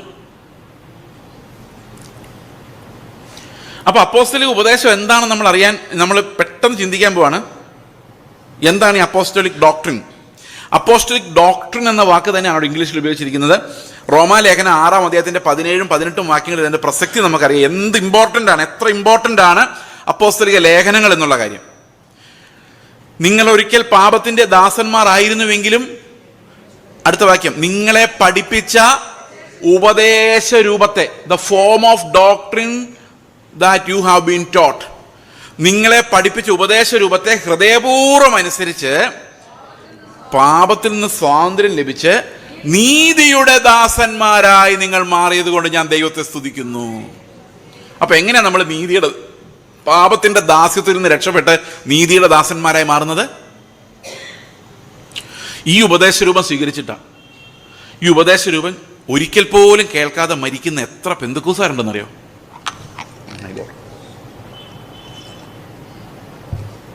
ഒരിക്കൽ പോലും അപ്പോസ്തലിക ഉപദേശരൂപം എന്താണെന്ന് മനസ്സിലാക്കാതെ എത്രയോ വർഷങ്ങൾ പെന്തക്കോസ്തുകാരായിരുന്നിട്ട് എങ്ങനെയാണ് പാപത്തിൽ നിന്ന് വിടുതൽ പ്രാപിക്കുന്നതെന്ന് എഴുതിയിരിക്കുന്ന പോലും മനസ്സിലാക്കാതെ മരിക്കുന്നവർ. അവർ ജീവിതകാലം മുഴുവൻ കേൾക്കുന്നതെന്നറിയോ? നിങ്ങളുടെ വിഷയങ്ങളുടെ മേലിറങ്ങി വരുന്ന ദൈവം. എത്ര പ്രാവശ്യം നിങ്ങളുടെ രോഗസൗഖ്യമായാലും, നിങ്ങൾ മരിച്ചു കിടന്നിട്ട് എഴുന്നേറ്റ് വന്നാലും നിങ്ങൾ പിന്നെ മരിക്കും. ലാസർ പിന്നെ മരിച്ചു, പിന്നെ കർത്താവ് ഒന്നുകൂടെ എഴുന്നേൽപ്പിച്ചില്ല. നമ്മുടെ പല രോഗങ്ങളും മാറിക്കാണും. ക്യാൻസറിൽ നിന്ന് വിടുതൽ തന്ന ദൈവത്തിന് സ്തോത്രം എന്ന് പറഞ്ഞ് കരഞ്ഞ് സാക്ഷ്യം പറഞ്ഞ് അങ്ങോട്ട് പോകുമ്പോഴായിരിക്കും വണ്ടി ഇടിച്ച് മരിക്കുന്നത്, അല്ലെ കോവിഡ് പിടിച്ച് മരിക്കുന്നത്. ഒന്നിന്ന് രക്ഷപ്പെട്ട അടുത്തതിൽ പിടിക്കും. നമ്മൾ എന്തായാലും മരിച്ചേ പറ്റൂ. അത്ര ഇഷ്ടപ്പെട്ടില്ലെന്നു അല്ലേ? എത്ര രോഗത്തിൽ നിങ്ങൾ വിടുതലെടുത്ത് പ്രാർത്ഥിച്ചാലും നിങ്ങൾക്ക് ഈ ലോകത്ത് ദീർഘായുസ് ഒരു പരിധി വരെ ഉള്ളൂ. പോക്കാണ്.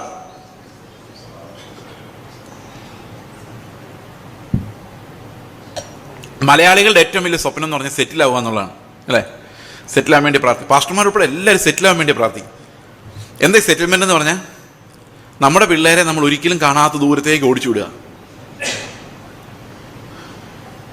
നമ്മൾ വയസ്സനാം കാലത്ത് ഒരു വലിയ കെട്ടിടം പണിതിട്ട് അതിനകത്ത് അപ്പനും അമ്മയും കൂടെ അങ്ങോട്ടും ഇങ്ങോട്ടും നോക്കിയിരിക്കുക. രോഗമായി ഒരാൾ മരിച്ചു കഴിഞ്ഞാൽ മറ്റേ ആൾ ഒറ്റയ്ക്ക് മനോരമ വെച്ചുകൊണ്ട് ഇടയ്ക്കിടയ്ക്ക് ബൈബിളിൽ വരയും വരച്ച് ഇരിക്കുക. അലറി വിളിച്ചാൽ പോലും ആരും കേൾക്കാത്ത ദൂരത്തിലൊരു വലിയ മണിമാളിക പണിത് അതിനകത്ത്. എന്താ സെറ്റിൽമെന്റ് അല്ലേ? ജീവിതകാലം മുഴുവൻ സെറ്റിൽമെന്റിന് വേണ്ടി പ്രാർത്ഥിച്ചൊരു വീടുണ്ടാക്കി കർത്താവ് ഇന്ന് രാത്രി നിന്റെ പ്രാണനെ ഞാൻ ചോദിച്ചാൽ നിന്റെ അവസ്ഥ എന്താവും? ഇവിടെ പ്രവാചകന്മാർ വന്ന് നിനക്ക് അഭിവൃദ്ധി തരാൻ പോവാണ്, നിനക്ക് വലിയ കൊയ്ത്ത് വരാൻ പോവാന്ന് പറയുമ്പം കർത്താവ് ഇന്ന് ചോദിക്കുന്ന ഒരു ചോദ്യമുണ്ട്. ഈ പ്രവാചകന്മാരൊന്നും കർത്താവ് ഇടുന്നൊന്നുമല്ല, മിക്കതിനെ. കർത്താവ് ഇന്ന് രാത്രി നിന്റെ പ്രാണനെ ചോദിച്ചാൽ നിന്റെ അഭിവൃദ്ധിയുടെ കാര്യം എന്താവും? അടുത്ത സെപ്റ്റംബറിൽ വെച്ചിരിക്കുന്ന വിടുതലുണ്ടല്ലോ, അതിന്റെ അവസ്ഥ എന്താവും? ജൂണിൽ കർത്താവ് വന്നാൽ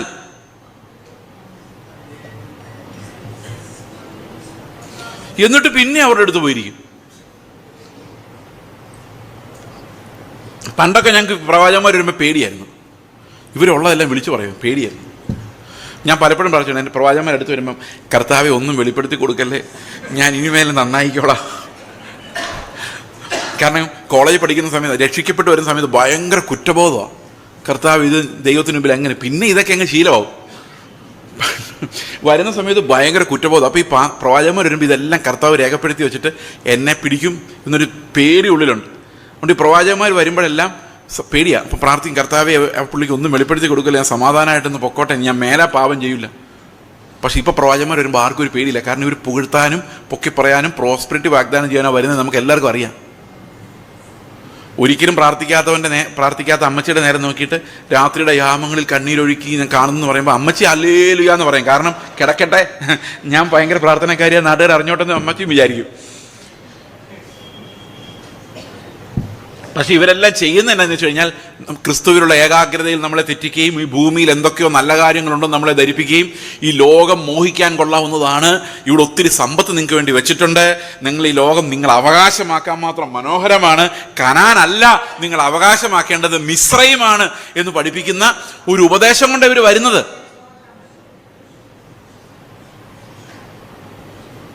പക്ഷെ അത് നമുക്കിഷ്ടമാണ്. കാരണം നമുക്ക് സ്വത്ത് ആര് തരുന്നു പറഞ്ഞാൽ ഇഷ്ടമാണ്. കൊടുക്കുന്ന കാര്യം മാത്രമേ നമുക്ക് ബുദ്ധിമുട്ടുള്ളൂ. ഓക്കെ, അപ്പോൾ അപ്പോസ്തലിക ഉപദേശ രൂപം നമ്മൾ കേട്ടാൽ മനസ്സിലാക്കിയാൽ നമുക്ക് ഒരാൾ സ്റ്റേജിൽ നിന്ന് ശുശ്രൂഷിക്കുമ്പോഴേ വിവേചിക്കാം ഇത് ഏതാത്മാവിനാലാണ്. അതില്ലാത്തതുകൊണ്ടാണ് നമുക്ക് വിവേചിക്കാൻ പറ്റാത്തത്. ആര് വന്നാലും രണ്ട് വൈബ്രേഷനും രണ്ട് അന്യഭാഷ വരുമ്പോഴേക്കും നമ്മൾ വിചാരിക്കും ദൈവം പറയുന്നതാണ്. ഈ മല്ലപ്പള്ളിയിൽ അന്യഭാഷ നിങ്ങളെല്ലാം വിശ്വസിക്കരുത്, ഒത്തിരി ഡ്യൂപ്ലിക്കേറ്റ് ഇതിനകത്തുണ്ട്. അന്യാഗ്നിയുണ്ട്. കഴിഞ്ഞ 3-4 വർഷങ്ങൾക്ക് മല്ലപ്പള്ളിയിലൊരു പാസ്റ്ററിനോട് പറഞ്ഞാണ്, ഞാൻ അവിടെ ഇടയ്ക്കിടയ്ക്ക് പ്രസംഗിക്കാൻ പറഞ്ഞു. അപ്പം പുള്ളി പറഞ്ഞു, അവിടെ അന്യഭാഷ പറഞ്ഞുകൊണ്ടിരുന്നപ്പോൾ ഒരു സ്ത്രീയുടെ തലയിൽ പോയി പാസ്റ്റർ കൈവച്ചു, ഭൂതമിളകി. അന്യഭാഷ പറഞ്ഞു ഭൂതമായി. ഭൂതമിളകി കഴിഞ്ഞപ്പോൾ പാസ്റ്റർ ചോദിച്ചു, നീ ആരാ, നീ എന്താ അന്യഭാഷ പറഞ്ഞുകൊണ്ടിരുന്നത്? അവർ ഈ സഭ മുടിഞ്ഞു പോണേ, പാസ്റ്റർ നശിച്ചു പോണേന്ന് ഞാൻ പറഞ്ഞുകൊണ്ടിരുന്നത് അന്യഭാഷയിൽ. യേശുവിൻ്റെ നാമത്തിൽ പോകാൻ പറഞ്ഞു പറയാം, ഇവിടെ എന്നെ 1 വർഷം ഇരുത്താൻ 25 പുതിയ ആത്മാക്കളെ ഞാനിവിടെ കൊണ്ടുവരാം, എന്നെ വിടല്ലേ. ആലോചിക്ക് എന്തെല്ലാം സാധനങ്ങൾ അതിനകത്ത്. യേശുക്രിസ്തുവിനെ കുറിച്ച് പ്രസംഗിക്കാത്ത സഭകളിൽ ആരെങ്കിലും കൈവച്ച് എന്തെങ്കിലും കിട്ടിയെന്ന് പറഞ്ഞുകൊണ്ട് അത് ദൈവാത്മാവാന്ന് നിങ്ങൾ വിചാരിക്കരുത്. ദൈവാത്മാവാണെങ്കിൽ അഴിഞ്ഞു പോകാത്തൊരു പ്രത്യാശ നമ്മുടെ ഹൃദയത്തിൽ വരും. ആത്മാവെന്ന ആദ്യദാനം ലഭിച്ചവരായ നാമും നമ്മുടെ ശരീരത്തിന്റെ വീണ്ടെടുപ്പായ പുത്രത്വത്തിന് വേണ്ടി കാത്തുകൊണ്ട് ഉള്ളിൽ ഞരങ്ങുന്നു. ആ ഞരക്കം പ്രൊഡ്യൂസ് ചെയ്യാൻ ദൈവത്തിന്റെ ആത്മാവിന് പറ്റും. കർത്താവെ വേഗം വരണമേ, ഈ ലോകമെന്ന മരുഭൂമിയിൽ ഞങ്ങൾക്ക് ഒരു പ്രതീക്ഷയുമില്ല, ഒന്നും ഞങ്ങൾ കാത്തിരിക്കുന്നില്ല, നിന്നെ അല്ലാതെ ഞങ്ങൾക്ക് ഒന്നും വേണ്ട എന്ന് ഹൃദയത്തിനകത്ത് നിന്ന് ഞരക്കമുണ്ടാകുന്നുണ്ടെങ്കിൽ അത് ദൈവത്തിന്റെ ആത്മാവാണ്. നിങ്ങൾക്ക് ലോകത്തിന്റെ ഞരക്കമാണ് ഉണ്ടാകുന്നതെങ്കിൽ അത് തീർച്ചയായിട്ടും ലോകത്തിലെ നശിച്ചു പോകുന്ന വിശാലമായ വഴിയിലേക്ക് നിങ്ങളെ വിടുന്ന ആത്മാവാണ്. ഓക്കെ, നമുക്ക് ആദ്യം പാപത്തിന്റെ ദാസ്യത്വം, അതാണ് ഈ അപ്പോസ്തലിക ഉപദേശത്തിന്റെ ഒന്നാമത്തെ ഘടകം. We were all slaves of sin. പാപത്തിന്റെ അടിമകളായിരുന്നു നമ്മൾ. ദാസ്യത്വം, സ്ലേവറി. എന്താണ് ഈ പാപത്തിന്റെ ദാസ്യത്വം എന്ന് പറഞ്ഞു കഴിഞ്ഞാൽ, എഫെസ്യ ലേഖനം 2-ാം അധ്യായത്തിൽ പറഞ്ഞ് നമ്മൾ പാപസംബന്ധമായി മരിച്ചവരായിരുന്നു. അതിക്രമങ്ങളാലും പാപങ്ങളാലും we were dead in our trespasses and sins. അതിക്രമങ്ങളാലും പാപങ്ങളാലും നമ്മൾ മരിച്ചവരായിരുന്നു. റോമാലേഖനം പറയുന്നത് നീതിമാൻ ഒരുത്തൻ പോലുമില്ല. നമുക്കൊന്ന് പരിശോധിച്ച് നോക്കാം നമ്മളിൽ എത്ര നീതിമാന്മാരുണ്ടെന്ന് നോക്കാം. ഓക്കെ, 1-ാം അധ്യായത്തിൻ്റെ 29-ാം വാക്യം മുതൽ, റോമാലേഖനം 1-ാം അധ്യായത്തിൻ്റെ 29-ാം വാക്യം മുതൽ കുറെ പാപങ്ങളുടെ ലിസ്റ്റ് പറയുന്നുണ്ട്. പാപങ്ങളുടെ ലിസ്റ്റ് പറയുന്നുണ്ട്. അത് ഓരോന്നോരോന്ന് വായിച്ചു നോക്കാം. അപ്പം നമ്മൾ അതിനകത്ത് ഏതെങ്കിലും ഒരെണ്ണത്തിനകത്ത് പാപിയാണെങ്കിൽ നമ്മൾ മരണയോഗ്യരാണ്. ഓക്കെ, 32-ാം വാക്യം വായിച്ചേ. ഈ വക പ്രവർത്തിക്കുന്നവർ മരണയോഗ്യർ എന്നുള്ള ദൈവന്യായം അവർ അറിഞ്ഞിട്ടും. അപ്പൊ ഈ വക പ്രവർത്തിക്കുന്നവരെല്ലാം എന്താണ്? മരണയോഗ്യം. അപ്പൊ നമുക്ക് വകയാണെന്ന് നോക്കാമേ. 29-ാം വാക്യം. അനീതി. ഓക്കെ, അനീതി ഉണ്ടോ നിങ്ങൾക്ക്? അറിയത്തില്ല. അനീതി ഉണ്ടെങ്കിൽ ആരും സമ്മതിക്കില്ല, അതുകൊണ്ട് നമുക്കത് വിടാം. അടുത്തത് ദുഷ്ടതയുണ്ടോ? അറിയില്ല, അത് നിങ്ങൾ സമ്മതിക്കില്ല, അത് വിടാം. 3, അത്യാഗ്രഹം ഉണ്ടോ? അയ്യോ, നിങ്ങൾ അറിഞ്ഞില്ലേ, ഈ വിശ്വാസം എന്ന് പറയുന്നത് തന്നെ അത്യാഗ്രഹമാണ്. 2 നിലയുള്ളൊരു വീട് പണിയുന്നതാണോ കൂടുതൽ വിശ്വാസം വേണ്ടത്? 2 മുറിയുള്ളൊരു വീട് പണിയാനാണ്. 2 മുറിയുള്ളൊരു വീട് പണിയുന്നതാണോ കൂടുതൽ വിശ്വാസം വേണ്ടത്? അത് 2 നിലയുള്ളൊരു വീട് പണിയുന്നതാണ് കൂടുതൽ വിശ്വാസം വേണ്ടത്? 2 നിലയുള്ളതിനല്ലേ കൂടുതൽ വിശ്വാസം വേണ്ടത്? ഏതാ അത്യാഗ്രഹം? കൂടുതൽ വിശ്വാസം എന്ന് പറഞ്ഞാൽ എന്താ അർത്ഥം? വലുതിനു വേണ്ടി മോഹിക്കല്ലേ അല്ലേ? പണ്ട് ഞാനൊരു കാറ് കിട്ടിയാൽ കൊള്ളാമെന്ന് ആഗ്രഹിച്ച ഒരു കാലം. അപ്പോൾ ഞാൻ കർത്താവിന് പ്രാർത്ഥിച്ചൊന്നുമില്ല. കാരണം എന്താ വെച്ച് കഴിഞ്ഞാൽ ചിലപ്പോൾ കർത്താവിന് ഇഷ്ടം ഞാനിങ്ങനെ ബസ് കയറി വേർത്തി എന്ന് പറയുന്നതായിരിക്കും. അതിൻ്റെതായ ഒരു വിലയുണ്ട്. പക്ഷേ എൻ്റെ പ്രശ്നം എന്ന് പറഞ്ഞാൽ രാത്രി 9 മണിക്കും 10 മണിക്കും മീറ്റിംഗ് കഴിഞ്ഞ് ഇവരെന്നെ കൊണ്ടുവിടണം. അല്ലെങ്കിൽ പല സ്ഥലത്തും വഴിയിലൊക്കെ പെട്ടുപോകുന്നു. അപ്പം ഒരു വണ്ടി ഉണ്ടെങ്കിൽ മഴക്കാലത്തും വേനൽക്കാലത്തും എല്ലാം ഓടിച്ചു പോകാമല്ലോ. അപ്പം ഞാൻ വിചാരിക്കുകയാണ് ഒരു നാനോ സെക്കൻഡ് ഹാൻഡ് എടുക്കാം. കാരണം കർത്താവിനെ അധികം ബുദ്ധിമുട്ടിക്കരുതല്ലോ. പിന്നെ ഞാൻ ഈ പഴയ ഒരു സെന്നുണ്ടല്ലോ, ഒരു കുഞ്ഞു സെന്ന്, അതിൻ്റെ സെക്കൻഡ് ഹാൻഡ് കിട്ടുമെന്ന് അന്വേഷിച്ച് നടന്നു. കാശൊന്നുമില്ല, ആകെ 32 രൂപ അക്കൗണ്ടിലുള്ളൂ. 64 രൂപ. ഒരു 34 രൂപയുടെ ആരെങ്കിലും ഇടുവാണെങ്കിൽ 100 രൂപ എടുക്കാം. അതാരും ഇടാത്തതുകൊണ്ട് അതവിടെ കിടക്കുന്നത്, അല്ലെങ്കിൽ അതും എടുത്തേനെ. ആ അവസ്ഥയിലാണ്. അപ്പോൾ ഒരാളോട് പറഞ്ഞു, ഇങ്ങനൊന്നും പ്രാർത്ഥിക്കരുത്, ഇത് അവിശ്വാസമാണ്. ഒരു ഇന്നോവയ്ക്ക് വേണ്ടി പ്രാർത്ഥിക്കും. ഇപ്പോൾ കൂടുതൽ വിശ്വാസം എന്ന് പറഞ്ഞാൽ ഏതാ? സെക്കൻഡ് ഹാൻഡ് നാനോയ്ക്ക് വേണ്ടി പ്രാർത്ഥിക്കുന്നതാണോ ഇന്നോവയ്ക്ക് വേണ്ടി പ്രാർത്ഥിക്കുന്നതാണോ? പറ, ഏതാ അത്യാഗ്രഹം? അപ്പം അത്യാഗ്രഹം വർദ്ധിക്കുന്നതനുസരിച്ചല്ലേ നമ്മൾ വിശ്വാസം കൂടി എന്ന് പറയുന്നത്? കണ്ടോ? നിങ്ങൾ കണ്ടോ? എനിക്ക് കർത്താവ് കാറ് തന്നു. ആ ഒരു സെക്കൻഡ് ഹാൻഡ് കാർ മാത്രമേ എനിക്ക് സ്വന്തമായിട്ട് ലോകത്തുള്ളൂ. അത് പൈസ ഉണ്ടാക്കാൻ പറ്റാത്തതുകൊണ്ടല്ല. ഞാൻ ഇഷ്ടംപോലെ ശുശ്രൂഷ, എല്ലാ സമയത്തും ശുശ്രൂഷയുള്ള ആളാണ്. 2-3 പ്രാവശ്യം വിദേശം അവിടെയൊക്കെ 1 വർഷം പോകുന്നതാണ്. പക്ഷേ നമ്മുടെ ലൈഫിന് അത്രേ പറ്റുള്ളൂ. കാരണം നമ്മുടെ ചുറ്റും അത്ര ആൾക്കാരുണ്ട്, അത്രയും മിഷണറി വർക്കുണ്ട്. നമുക്ക് അനുദിനം ജീവിച്ചു പോകുന്നുള്ള അതിനൊക്കെ കൂടുതൽ ഞങ്ങൾക്ക് സ്വന്തമായി വീടോ സ്വത്തോ പ്രോപ്പർട്ടി ഉണ്ടാവുകയും ഇല്ല എന്നുള്ളതാണ് എൻ്റെ ആഗ്രഹം. ഇല്ല എന്ന് പറയുമ്പോൾ ഉണ്ടാകാൻ വേണ്ടിയല്ല, ആവശ്യമില്ല. കാരണം ഒത്തിരി സഹോദരന്മാർ ഒരു പ്രയോജനമില്ലാതെ ഇവിടെ വീടുകൾ പണിയുന്നുണ്ട്. അവിടെ എവിടെയെങ്കിലും ഞങ്ങൾ കയറി കിടക്കും. ഓക്കെ ഓക്കെ അപ്പോൾ ഞാൻ പറഞ്ഞു വന്നതെന്ന് വെച്ച് കഴിഞ്ഞാൽ അത്യാഗ്രഹം വർദ്ധിക്കുന്നതനുസരിച്ചാണ് നമ്മൾ എന്ത് പറയുന്നതിന് വിശ്വാസം കൂടി. അപ്പോൾ അത് കിടപ്പുണ്ട് നമ്മളെല്ലാം. ഈ ദൈവം ഭയങ്കര ശക്തനാന്ന് പറയുന്നുണ്ട്. നമ്മളെല്ലാം ഉള്ളിൽ അത്യാഗ്രഹമുണ്ട്. എൻ്റെ കൊച്ചിനെ ഫസ്റ്റ് റാങ്ക് കിട്ടും, നമ്മുടെ ദൈവം വിചാരിച്ചാൽ സാധിക്കാത്തതെന്നുണ്ട്. അപ്പോൾ ദൈവത്തെ വെച്ചാൽ നമ്മുടെ അത്യാഗ്രഹം മൊത്തം അതുണ്ട്. അപ്പം മിക്കവാറും മരണയോഗ്യരായി കഴിഞ്ഞു. ഇനി അടുത്ത വായിച്ചേ. ദുർബുദ്ധി, ഇതൊന്നും നമ്മൾ സമ്മതിക്കുന്ന കാര്യമല്ല. അടുത്തത് അത്യാഗ്രഹം നമ്മൾ സമ്മതിച്ചേ പറ്റൂ. അടുത്തത് അസൂയുണ്ടോ? അടുത്തത് കുലയല്ല കേട്ടോ, കൊല. അത് പഴയ ഭാഷ. കുല, വാഴക്കുല, അതല്ല, കൊല. അടുത്തത് കൊലയൊന്നും നമുക്ക് പോകാറില്ല. ഈ പിണക്കമുണ്ടോ? ഉണ്ടല്ലേ, അസൂയം പിണക്കമൊക്കെ ഉണ്ടല്ലേ. എല്ലാം മരണയോഗ്യമായ പാപം. അടുത്തത് കപടം ഉണ്ടോ? ഉയ്യോ, വിശ്വാസികൾക്ക് ഏറ്റവും കൂടുതൽ കപടം. കാരണം നമുക്ക് ദേഷ്യം വന്നാലും ദേഷ്യം കാണിക്കാൻ പറ്റില്ല, കാണിച്ചാൽ കർത്തവ്യം എടുക്കാൻ പറ്റില്ല. അപ്പം നമ്മൾ ദേഷ്യം ഉണ്ടെങ്കിലും നമ്മൾ ആൾക്കാരെ കാണുമ്പോൾ എൻ്റെ അമ്മാമ്മയെ എത്ര നാളായി കണ്ടിട്ട് എന്തൊക്കെയുണ്ട് വിശേഷം ചോദിച്ചേ പറ്റൂ. മുഖം കറുപ്പിച്ച് കഴിഞ്ഞാൽ ആ അമ്മാമ്മ ഇരുന്ന് 4 പേരുടെ പറയും, കണ്ട അവൾ എന്നെ കണ്ടിട്ട് മുഖം കറുപ്പിച്ചിട്ട് പോയിട്ട് അന്യഭാഷ കർത്തൃമേഷ എടുത്തുകൊണ്ട് പോയേക്കുവാന്ന് പറയും. അവിടെ നിന്ന് അന്യഭാഷ പറയുന്നുണ്ടെന്ന് പറയും. അതുകൊണ്ട് നമ്മൾ പാസ്റ്റർമാരായാലും എത്രമാത്രം പാസ്റ്ററിനെ ഉപദ്രവിച്ച ആളായാലും ഇയാളെ കാണുമ്പം അച്ചായ പ്രൈസ് ദി ലോർഡ് എന്ന് പറഞ്ഞേ പറ്റൂ. കപടം കാണിച്ചേ. പാസ്റ്ററെ വീട്ടിൽ വന്നിട്ട് പോണേ, ആഹാരം കഴിച്ചിട്ട് പോകല്ലേ, ചുമ്മാതാ കപടം. ഈ ഒരു ഡ്യൂപ്ലിസിറ്റി അല്ലെങ്കിൽ ഡിപ്ലോമസി ആണ് ഇന്ന് ജീവിച്ചു പോകാൻ നമ്മളെ സഹായിക്കുന്നത്. നമ്മുടെ ഹൃദയത്തിലുള്ളതെല്ലാം അടുത്തുള്ള ആൾക്ക് വായിക്കാമെങ്കിൽ നമ്മൾ അടുത്തുപോലും ഇരുത്തത്തില്ല. So we pretend a little bit, നമ്മൾ ഇത്തിരി അഭിനയിച്ചു. അപ്പം കപടം എന്തായാലും കുറച്ച് അടുത്തത് രാവിലെ എഴുന്നേറ്റാൽ കാപ്പി കുടിക്കാതെ വേറെ നിവൃത്തിയില്ല എന്ന് ചിന്തിക്കുന്നവർ തൊട്ട് അതിഭയങ്കരമായ വൃത്തികെട്ട കാര്യങ്ങൾക്ക് അടിമകളായവർ വരെ അതിനകത്ത് വരും. അടുത്തത് കുരുളക്കാർ എന്ന് പറഞ്ഞാൽ ഉള്ളിൽ കയ്പ് വെച്ചുകൊണ്ടിരിക്കുന്നവരാ കേട്ടോ. അടുത്ത് ഏഷണിക്കാരെന്ന് പറഞ്ഞു കഴിഞ്ഞാൽ ഒത്തിരി പ്രാർത്ഥനാശീലമുള്ള ആൾക്കാർ. ഉദാഹരണത്തിന് ഞാൻ ആ ബ്രദറിനെ കുറിച്ച് പറഞ്ഞു, നിങ്ങളൊന്നും വിചാരിക്കരുത് ഞാൻ നിങ്ങളോട് മാത്രം പറയുന്നുള്ളൂ, പ്രാർത്ഥിക്കാൻ വേണ്ടിയാണ് കേട്ടോ, അല്ലാതെ ഒരു കാര്യമില്ല. ഇതാണ് ഏഷണി എന്ന് പറയുന്ന സാധനം. ഇവർ വേറൊരാളുടെ ഇങ്ങനെ തന്നെ പറയും, പ്രാർത്ഥിക്കാൻ വേണ്ടി പറയും. 4 പ്രാർത്ഥന കഴിയുമ്പോഴേക്കും ഇത് മനോരമയിൽ കൊടുത്തതിനേക്കാളും വലിയ രീതിയിൽ ഇത് സ്പ്രെഡാവും. പിന്നെ നമ്മൾ ഏഷണി എന്ന് പറയുന്നത് എന്താ പവറാണെന്നറിയോ ഏഷണിക്ക്. ഈ നാട്ടുകാർക്ക് അങ്ങനെ അത്ര ഏഷണി സ്വഭാവമില്ല, വിശ്വാസികൾക്കാണ് ഭയങ്കര ഏഷണി സ്വഭാവം. കാരണം അവരെല്ലാവരിൽ നിന്നും പ്രതീക്ഷിക്കുന്ന ക്രിസ്തുവിൻ്റെ പോലത്തെ പെരുമാറ്റം, അവരിൽ ഒഴിച്ച്. ഞാൻ നോക്കുമ്പോൾ എന്നിലൊഴിച്ച് ബാക്കി എല്ലാവരിലും ഞാൻ പ്രതീക്ഷിക്കുന്ന ക്രിസ്തുവിൻ്റെ പോലുള്ള സ്വഭാവം. അതാണ് ഇതിൻ്റെ പ്രശ്നം. അങ്ങനെ കാണാതെ വരുമ്പോൾ നമ്മൾ അവരെല്ലാം കുറ്റം പറയും. അടുത്തത് അതെന്തായാലും നമ്മൾ ചെയ്യാറില്ല.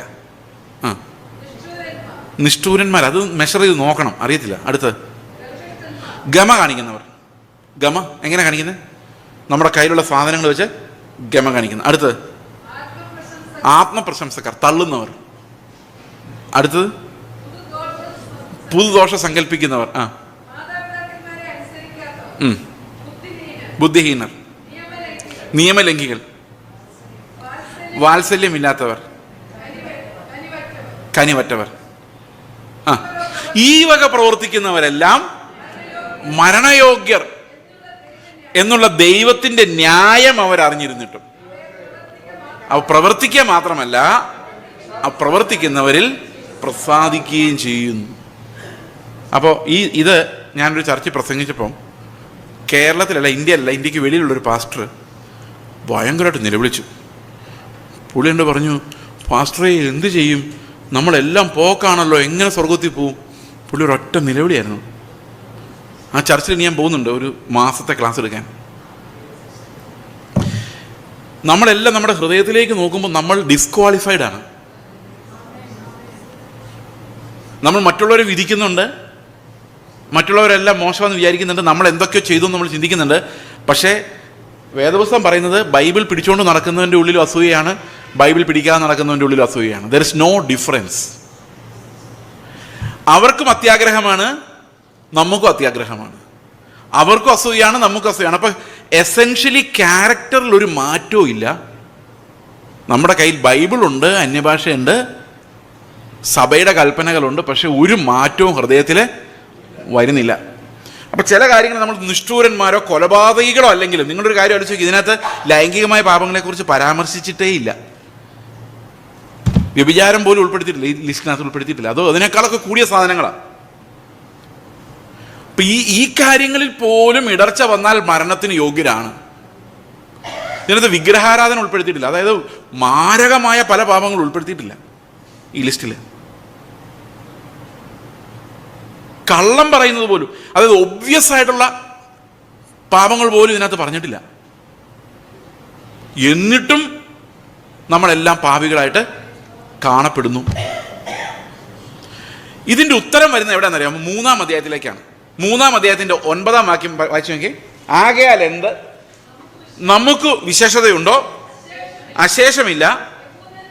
യഹൂദന്മാരും യവനന്മാരും പെന്തക്കോസ്തുകാരും നാട്ടുകാരും ഒരുപോലെ പാപത്തിന് കീഴാകുന്നുവെന്ന് നാം തെളിയിച്ചുവല്ലോ. ഈ 1-ഉം 2-ഉം അധ്യായത്തിലൂടെ എന്താ തെളിഞ്ഞത്? ബൈബിൾ എടുത്തുകൊണ്ട് നടക്കുന്നവനും യഹൂദൻ, ന്യായപ്രമാണം ഉള്ളവൻ. ബൈബിൾ കയ്യിലില്ലാത്തവനും, അതായത് മനസാക്ഷി മാത്രം ഉള്ളവനും ഒരുപോലെ പാപികൾ. കാരണം 2 പേരുടെ ഉള്ളിൽ അത്യാഗ്രഹമാണ്, 2 പേരുടെ ഉള്ളിൽ അസൂയാണ്, കുശുമ്പാണ്, 2 പേരുടെ ഉള്ളിൽ വൈരാഗ്യ ബുദ്ധിയുണ്ട്. കുരളയുണ്ട്, ഏഷണിയുണ്ട്, അവിടെ ഇവിടെ എല്ലാം ഒരു വ്യത്യാസവും മനുഷ്യന് ഉണ്ടാകുന്നില്ല. അടുത്ത വാക്യം, നീതിമാൻ ആരുമില്ല, ഒരുത്തൻ പോലുമില്ല. അതാണ് ഇവിടുത്തെ അവസ്ഥ. ഒറ്റയാൾ പോലുമില്ല. 2000 വർഷം ന്യായപ്രമാണത്തിന്റെ കീഴിൽ ജനം ഇരുന്നാലും ഒരു നീതിമാനെ ഉണ്ടാക്കാൻ ന്യായപ്രമാണത്തിന് പറ്റുന്നില്ല. നീതി പ്രവൃത്തികളെ ഉണ്ടാക്കാൻ പറ്റുന്നുണ്ട്, പക്ഷെ നീതിമാനെ ഉണ്ടാക്കാൻ പറ്റുന്നില്ല. അപ്പൊ ദൈവം ഉയരത്തിൽ നോക്കുമ്പോൾ തന്റെ പുത്രനായ യേശുക്രിസ്തു അല്ലാതെ നീതിമാനില്ല. സ്വർഗത്തിൽ പോകാൻ യോഗ്യതയുള്ളവരുമില്ല. സമ്മതിച്ചോ? ഇങ്ങനെയാണ് അപ്പോസ്തലിക ഉപദേശം തുടങ്ങുന്നത്. അപ്പൊ നമ്മുടെ ലൈഫിൽ ഏറ്റവും ആദ്യം നമുക്ക് വേണ്ടത് എന്താണ്? ഞാൻ അയോഗ്യനും പാപിയും മരിച്ചവനും സ്വർഗത്തിൽ പോകാൻ യോഗ്യതയില്ലാത്ത പാപ സ്വഭാവങ്ങളുടെ അടിമയുമായ ഒരു നികൃഷ്ടനായ മനുഷ്യൻ എന്ന് എന്നെ കുറിച്ച് തോന്നിയില്ലെങ്കിൽ എനിക്ക് അപ്പോസ്തലിക ഉപദേശം സ്വീകരിക്കാൻ പറ്റത്തില്ല. ഞാൻ നിങ്ങളോട് പറഞ്ഞില്ലേ റോമാലേഖനം, അല്ല ഞാൻ നിങ്ങളോട് പറഞ്ഞില്ലേ ബൈബിൾ കോളേജ് 3 വർഷം പഠിച്ച ആളാണ്, നല്ല മാർക്കോടെ പാസ്സായ ആളുമാണ്. പക്ഷെ എനിക്ക് റോമാലേഖനത്തിന് നല്ല മാർക്കായിരുന്നു. 196 മാർക്കോടുകൂടി ഞാൻ റോമാലേഖനം പാസ്സായത് ആ പേപ്പറിന്. പക്ഷെ എനിക്ക് റോമാലേഖനം അന്നേരം ഒന്നും മനസ്സിലായില്ല. വർഷങ്ങൾക്ക് ശേഷം ഞങ്ങൾ 10 വർഷം ആന്ധ്രാപ്രദേശിൽ മിഷണറിമാരായിരുന്നു.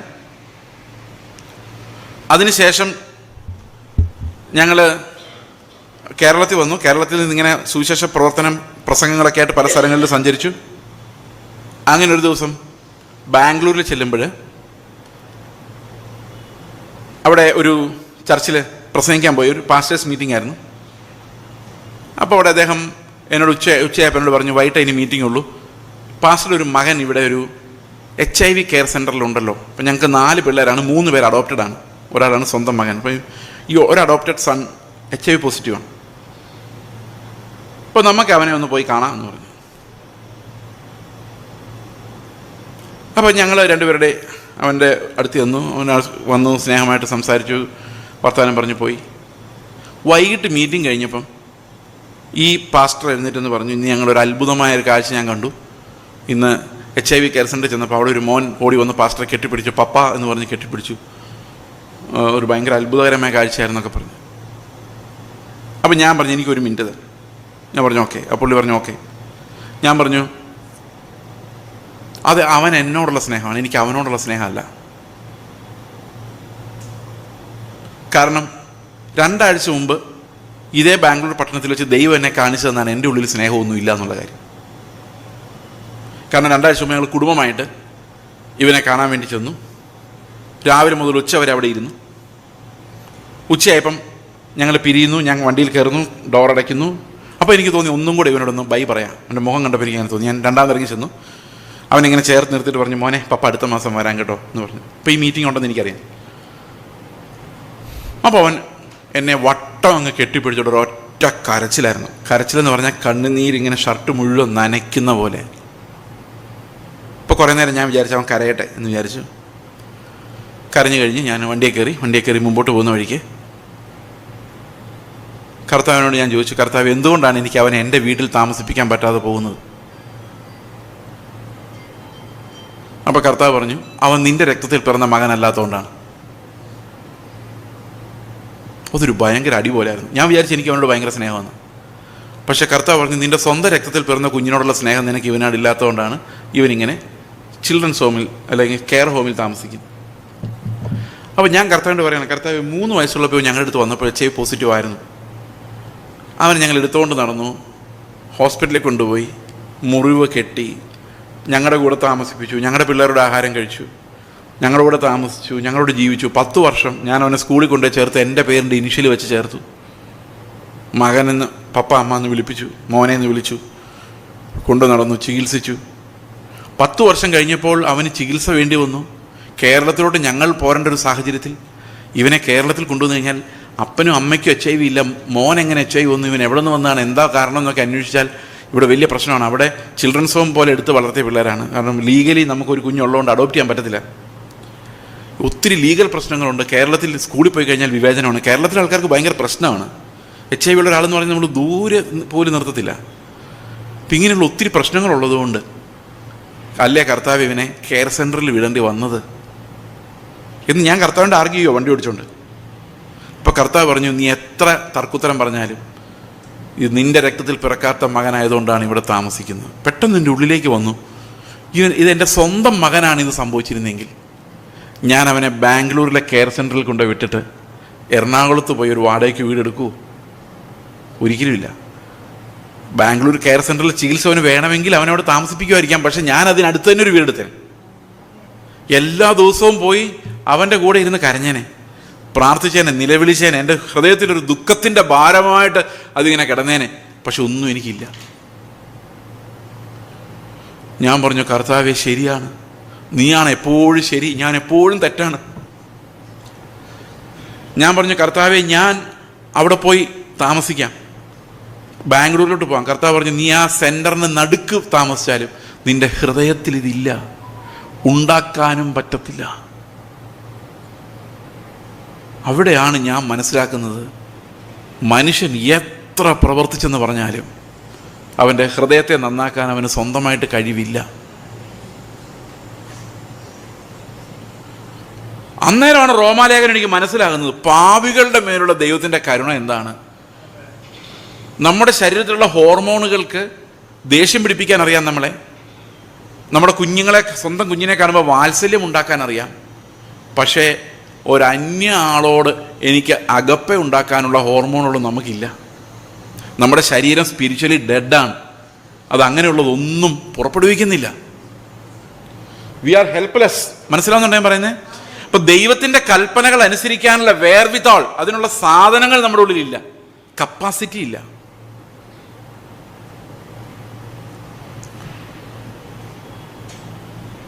അപ്പോൾ ഞാൻ സ്നേഹിക്കണം എന്ന് പറയുമ്പോൾ സ്നേഹം എൻ്റെ ഉള്ളിൽ ഉണ്ടാകുന്നില്ല. ഇപ്പോൾ ഉദാഹരണത്തിന് ഞാൻ പറയാം, നിങ്ങളുടെ മകൻ പരീക്ഷയ്ക്ക് തോറ്റെന്ന് വിചാരിച്ചോ, ഭയങ്കര ദേഷ്യമാണ്, വീട്ടിൽ ഭയങ്കര വഴക്കുണ്ടെങ്കിൽ നീ എന്താണ് ഇവിടെ പഠിക്കാൻ പോകുന്നത്, നാണക്കേട് ഉണ്ടാക്കി വെക്കാനല്ലടാ എന്ന് വെച്ചാൽ ഭയങ്കര യുദ്ധമാണ്. അങ്ങനെ ഇരിക്കുമ്പോഴായിരുന്നു അയൽവക്കത്തെ കൊച്ചും പരീക്ഷയ്ക്ക് തോറ്റുന്നു. അപ്പോൾ നിങ്ങൾക്ക് ഒരു സന്തോഷമാണ് ഉണ്ടാകുന്നത്? വിഷമം ഡബിൾ ആവോ അതോ ഉള്ള വിഷമം ഇത്തിരി കുറയോ? പറ ഉള്ള വിഷമം ഇത്തിരി കുറയോ അല്ലേ? എന്താ നമ്മുടെ ഹൃദയം അങ്ങനെയാണ്. നമുക്ക് നമ്മുടെ ജഡത്തിലുണ്ടാകുന്ന വാത്സല്യമല്ലാതെ നമുക്ക് അഗപ്പേ എന്ന് പറയുന്നൊരു സാധനം ഒരു അന്യ ആളോട് ഉണ്ടാക്കാൻ പറ്റത്തില്ല. നമ്മളെ കൊണ്ട് നമ്മൾ വിചാരിച്ചാൽ സാധിക്കില്ല.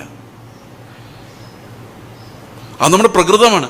ഇപ്പോൾ ഒരാളെൻ്റെ കർണത്തിന് അടിക്കാൻ വേണ്ടി കൈ വീശുമ്പം എനിക്ക് ആ കർണം എന്നാൽ ഇവിടെ കൂടെ അടിച്ചോളാൻ ന്യായമായിട്ടും പറയാൻ പറ്റില്ല. കാരണം എനിക്ക് ഓടി രക്ഷപ്പെടാനുള്ളൊരു ഡിഫൻസ് മെക്കാനിസം എൻ്റെ ഉള്ളിലുണ്ട്, അല്ലെ തള്ളി മാറ്റാൻ എനിക്കത് ശ്രമിച്ചേ പറ്റൂ. ഒരുത്തൻ എൻ്റെ കസേര അടിച്ചു മാറ്റും എന്ന് കാണുമ്പോൾ അവന് ഒതുക്കുക എന്ന് എൻ്റെ ഉള്ളിൽ വരും.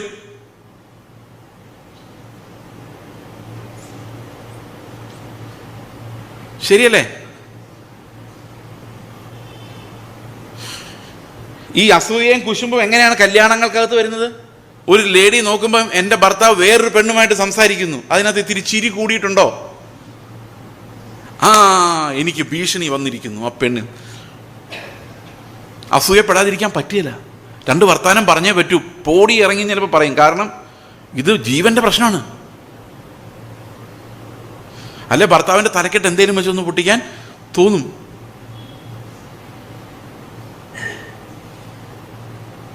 ശരിയല്ലേ? മനുഷ്യൻ്റെ പ്രവണതകൾ അങ്ങനെയാണ്. അവനോടാണ് കർത്താവ് വന്നിട്ട് പറയുന്നത്, നീ ശത്രുവിനെ സ്നേഹിക്കും മോനെ. നിന്റെ കരണത്തടിക്കുമ്പോൾ നിന്റെ മൊബൈൽ ഫോൺ ഒരുത്തൻ എടുത്തുകൊണ്ട് പോയാൽ അവനെ വിളിച്ചു നിർത്തിയിട്ട് ചാർജറും കൂടെ കൊടുത്തു വിട്. നിന്റെ കാർ ഒരുത്തൻ കള്ളത്താക്കോലിട്ട് തുറക്കാൻ ശ്രമിച്ചാൽ, എടാ മോനെ ഇതേ നശിപ്പിക്കല്ലേ, ഇത് ഇന്ന ഒറിജിനൽ താക്കോലും ഡോക്യുമെന്റ്സ് ഒന്നും പറഞ്ഞ് കൊടുത്തു വിട്. ചില ആൾക്കാർ വന്നിട്ട് ഭീഷണിപ്പെടുന്ന കാണാം സ്റ്റേജിൽ നിന്നുണ്ട്, മര്യാദയ്ക്ക് ജീവിച്ചില്ലെങ്കിൽ നീയൊക്കെ നരകത്തിൽ പോവും. പറയുന്നയാളും പോവും. അതാണ് ഇതിൻ്റെ പ്രശ്നം. ഇത് അത്ര കട്ടിയുള്ളൊരു കാര്യമാണ്. ഇവിടെ നമുക്ക് വിശ്വാസത്തിലൂടെ അല്ലാതെ, കൃപയാലല്ലാതെ പ്രവേശിക്കാൻ പറ്റാത്ത ഒരു അതിവിശുദ്ധ സ്ഥലമാണത്. അവിടെ അനുസരണം ഉണ്ടാവുക എന്ന് പറയുന്നത് എളുപ്പമല്ല. ഇത് നമ്മൾ ഓരോ വിശ്വാസിയും മനസ്സിലാക്കിയിരിക്കേണ്ട കാര്യമാണ്. ആ അനുസരണം ദൈവത്തിന് മാത്രമേ നമ്മുടെ ഉള്ളിൽ ഉണ്ടാക്കാൻ പറ്റുള്ളൂ. അഗപ്പേ എന്ന് പറയുന്ന സ്നേഹം ആത്മാവിന് മാത്രം ഉണ്ടാക്കാൻ പറ്റുന്ന, നമുക്ക് ഉണ്ടാക്കിയെടുക്കാൻ പറ്റുന്നതല്ല. നീതിമാൻ ആരുമില്ല. അടുത്ത വാക്യം എന്താ? ദൈവത്തെ അന്വേഷിക്കുന്നവനുമില്ല. ദൈവത്തെ അന്വേഷിക്കുന്നില്ല എന്ന് പറഞ്ഞാൽ നമ്മൾ സമ്മതിക്കില്ല. പല ആൾക്കാരും പറഞ്ഞാൽ ഞാൻ കർത്താവ് ഉണ്ടോ എന്ന് അന്വേഷിച്ച് നടക്കുമായിരുന്നു. എനിക്ക് വിശ്വാസമില്ല കേട്ടോ. നമുക്ക് തോന്നുന്ന, എനിക്കും തോന്നിയിട്ടുണ്ട് കർത്താവ് ഉണ്ടോ ഇല്ലയോ ഞാൻ അന്വേഷിച്ചതായിട്ട്. പക്ഷെ കർത്താവ് ഉണ്ടോ ഇല്ലയോ എന്നല്ല ഞാൻ അന്വേഷിച്ചത്. ഞാൻ അന്വേഷിച്ചത് എൻ്റെ കാര്യങ്ങളെല്ലാം ശരിയാക്കി തരാൻ ആരെങ്കിലും ഉണ്ടോയെന്ന്. ഞാനൊരു ഉദാഹരണം പറയാം. ഞാൻ ബൈക്ക് ഓടിച്ചുകൊണ്ട് പോവാണ്. ഓക്കെ, അപ്പോൾ എതിരെ എൻ്റെ ഒരു സുഹൃത്ത് വരുന്നു. പുള്ളി പറഞ്ഞു അടുത്ത വളവിൽ പോലീസുകാരുണ്ട് കേട്ടോ, ചെക്കിംഗ് ഉണ്ട്. അപ്പോൾ എൻ്റെ ഹെൽമെറ്റില്ല, ലൈസൻസും ഇല്ല. ഞാൻ എന്ത് ചെയ്യും? ഏതാ വേറെ റൂട്ടിൽ കൂടെ പോവും. പാപിയായ ഞാൻ കർത്താവിനെ അടുത്ത് അന്വേഷിച്ച് ചെല്ലൂല. നിങ്ങൾ നോക്കിയ കർത്താവിനെ ആരെല്ലാം പുതിയ നിയമത്തിലോ പഴയ നിയമത്തിലോ കണ്ടിട്ടുണ്ടോ അവരെല്ലാവരും നിലവിളിച്ച് താഴെ വീണിട്ടേ ഉള്ളൂ. ആരും ചെന്നു അയ്യോ കർത്താവെ കുറേ നാളായിട്ട് അന്വേഷിച്ച് നടക്കുമായിരുന്നു, കണ്ടതിൽ സന്തോഷം എന്ന് ഒരൊറ്റ ആൾ പോലും പറഞ്ഞിട്ട് നമുക്ക് കാണാൻ പറ്റത്തില്ല. അങ്ങനെ ഈസി അല്ല ദൈവത്തിൻ്റെ അടുത്ത് ചെല്ലുക എന്ന് പറയുന്നത്. നമ്മൾ അന്വേഷിക്കുന്നത് നമ്മളെ തന്നെയാണ്. നമുക്കൊരു നല്ല ജീവിതം ഇത് തരാൻ ആരെ കൊണ്ട് പറ്റും? അത് കർത്താവിന് പറ്റും. അങ്ങനെയാണ് കർത്താവിനെ അന്വേഷിക്കുന്നത്.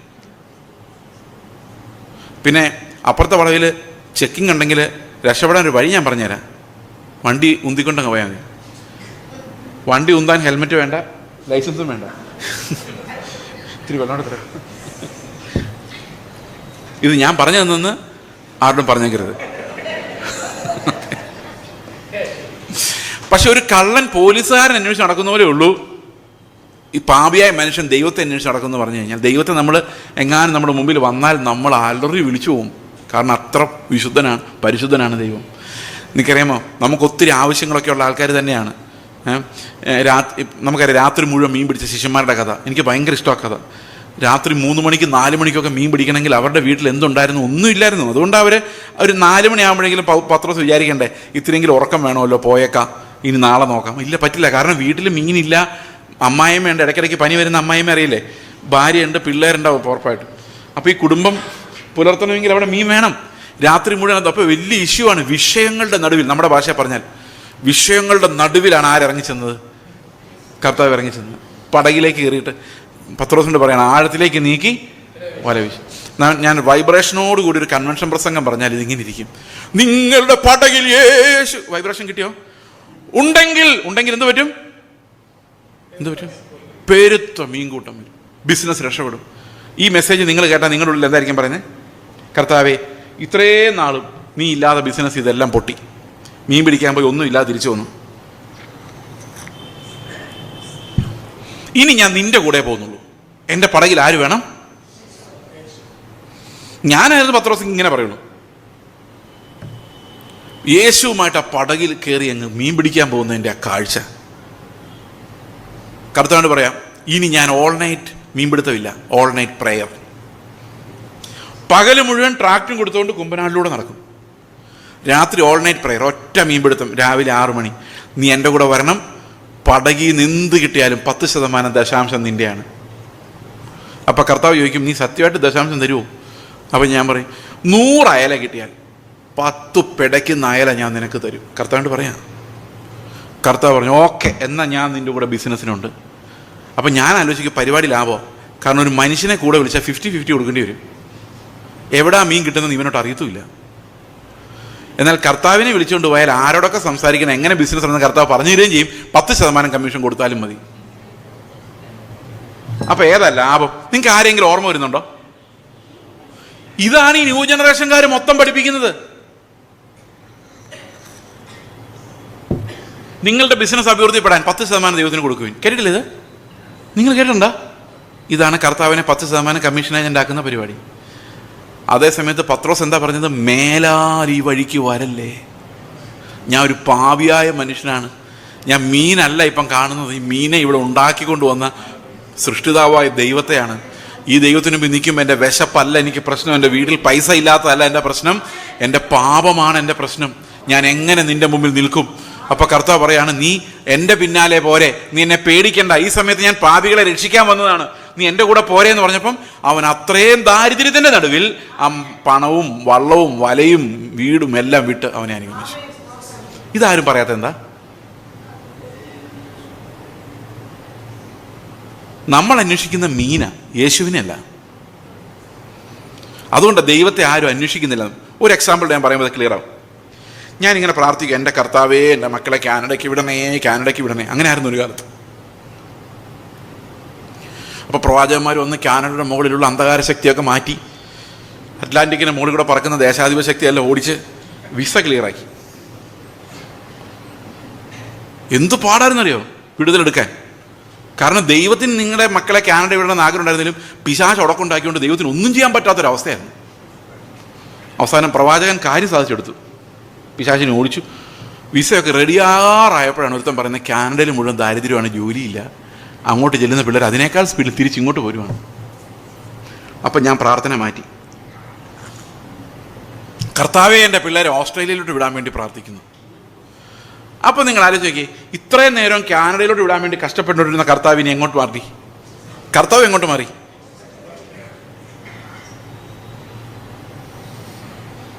അപ്പോൾ ശരിക്കും പറഞ്ഞാൽ നമ്മൾ എന്താഗ്രഹിക്കുന്നു അതാ നമ്മുടെ കർത്താവ്. ഇതിന് തിയോളജി പറയുന്നത് എന്നറിയാം. തിയോളജിയിൽ ഇതിൻ്റെ ഒരു വാക്ക് പറയും, ഇൻ കർവേറ്റസ് ഇൻ സേ എന്ന് പറയുന്നത്. അത് നിങ്ങൾ പഠിക്കണം, ലാറ്റിൻ പ്രയോഗമാണ്. എന്ന് പറഞ്ഞു കഴിഞ്ഞാൽ നമ്മൾ എങ്ങനെ പോയാലും ഒരു വളഞ്ഞ വഴിയിലൂടെ മാത്രമേ ദൈവത്തെ അന്വേഷിക്കുകയുള്ളൂ. ഈ വളഞ്ഞ വഴി എന്ന് പറഞ്ഞു കഴിഞ്ഞാൽ എന്താ കുഴപ്പം എന്നറിയാം? ഇപ്പോൾ ഈ കുമ്പനാട് നിന്ന് നേരെ പടിഞ്ഞാറോട്ട് പോയാൽ അറബിക്കടലാണ് അല്ലേ? ആണോ? മാപ്പെടുത്ത് നോക്കിയിട്ട് കുമ്പനാട് നേരെ ഒരു വര വരച്ച് നോക്കി അറബിക്കടലാണ്. നമ്മൾ കടലിന് മുകളിൽ കൂടെ നടന്ന് ഗൾഫിൽ ചെന്നു. നേരെ സ്ട്രെയിറ്റ് ലൈൻ. ഗൾഫ് അല്ലെന്ന് തോന്നുന്നല്ലേ? നമ്മൾ വരച്ച് നോക്കാം വീട്ടിൽ പോയിട്ട്. ഞാൻ പറയുന്നത് എന്നറിയോ, നേരെ നടന്നു എന്നാ. പക്ഷെ എനിക്കറിയാം മാപ്പ് നോക്കുമ്പോൾ നേരെ അല്ല നടന്നേക്കുന്നത്. ഞാനിങ്ങനെ കുറേ കൂടെ നടന്നാൽ കറങ്ങി തിരിഞ്ഞ് പിന്നെയും കുമ്പനാട് വരും. കാരണം ഭൂമി ഒരു ഗോളമാണ്, ഒരു ഉറുമ്പ്. ഈ ഗ്ലോബിലൂടെ നേരെ നടന്നാലും നമ്മൾ കണ്ടു നിൽക്കുന്ന നമുക്കറിയുന്നത് മണ്ടത്തരാണ്, കറങ്ങി തിരിഞ്ഞ് അവിടെ വരുള്ളൂ. അപ്പോൾ നമ്മൾ എങ്ങനെ ദൈവത്തെ അന്വേഷിച്ചാലും നമ്മുടെ അതേ സ്വഭാവമുള്ളൊരു ദൈവത്തിൻ്റെ അടുത്ത് നമ്മൾ എത്തുള്ളൂ. നമ്മുടെ അയൽവർക്കക്കാർക്ക് രണ്ട് കൊടുക്കാൻ കാത്തിരിക്കുന്ന ദൈവം, എന്നെ ഉപദ്രവിക്കുന്ന അമ്മായിയമ്മയെ പഞ്ഞിക്കിടാൻ നോക്കിയിരിക്കുന്ന ദൈവം, എൻ്റെ ശത്രുക്കളെല്ലാം ഇടിച്ച് നിരത്താൻ കാത്തിരിക്കുന്ന ദൈവം, എൻ്റെ അതേ സ്വഭാവമുള്ള ദൈവം, എൻ്റെ മക്കൾ രക്ഷപ്പെടാൻ വേണ്ടി മാത്രം പ്രവർത്തിക്കുന്ന ദൈവം. നിങ്ങൾക്ക് അങ്ങനെയുള്ളൊരു ദൈവത്തെ അല്ലേ കിട്ടിയേക്കുന്നത്?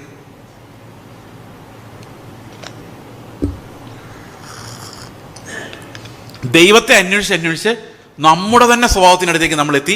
നമ്മുടെ അതേ സ്വഭാവമുള്ള ഒരു ദൈവത്തെ നമ്മൾ സങ്കല്പിച്ചു.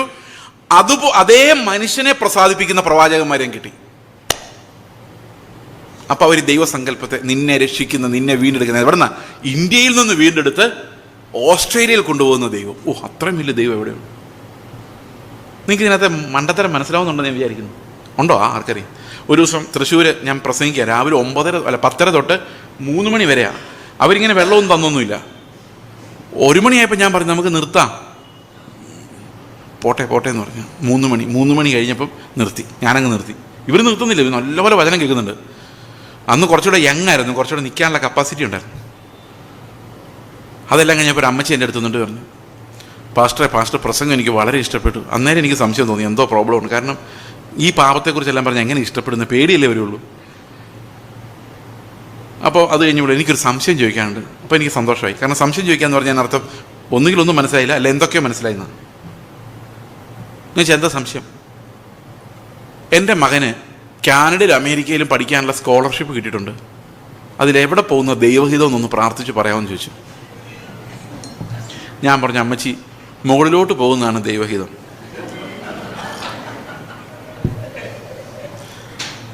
ഇനി ഇതിനകത്ത് കാനഡയിലാണോ അമേരിക്കയിലോട്ടാണോ പോകുന്നത് ദൈവഹിതം എന്നറിയാൻ എനിക്ക് അത്രയും വിവരം, ഈ 2 സ്ഥലങ്ങളെക്കുറിച്ചും വിവരമില്ല. നിങ്ങൾ അതറിയാൻ ഏതെങ്കിലും ഒരു എഡ്യൂക്കേഷൻ എക്സ്പേർട്ടിനെ, കൗൺസിലറെ പോയി കാണാൻ. എന്നെ വെറുതെ വിടും. മുകളിലോട്ടുള്ള വഴി അല്ലാതെ വേറൊരു വഴിയും தெரியாது.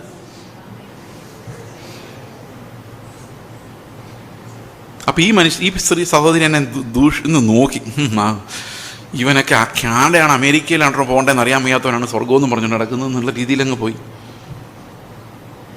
നമുക്ക് എവിടെയോ വഴി തെറ്റി യഥാർത്ഥ കർത്താവിനെ പിൻപറ്റുന്ന നിർത്തിയിട്ട് ഈ ലോകത്തിൻ്റെ പ്രഭുവിനെ അന്വേഷിച്ച് പോയി ഇവിടെ സ്വത്തുക്കളുണ്ടാക്കി നമ്മളെ ദൈവം നടത്തിയെന്ന് പറഞ്ഞുകൊണ്ടിരിക്കുന്നു. ഇത്തിരി കടുത്തു പോയല്ലേ ഞാൻ പറഞ്ഞത്? അതുകൊണ്ട് അതുകൊണ്ട് എന്ത് സംഭവിച്ചു അറിയാം, നമ്മുടെ അതേ സ്വഭാവമുള്ള ദൈവം ആയതുകൊണ്ട് നമുക്ക് ദൈവ ഭയമില്ല. 18-ാം വാക്യം വെച്ച്, അവരുടെ കണ്ണുകളിൽ, അവരുടെ ദൃഷ്ടിയിൽ ദൈവ ഭയമില്ല. നമ്മുടെ അതേ സ്വഭാവമുള്ള ദൈവമാണ്, നമുക്ക് എന്തിനു പേടിക്കണം?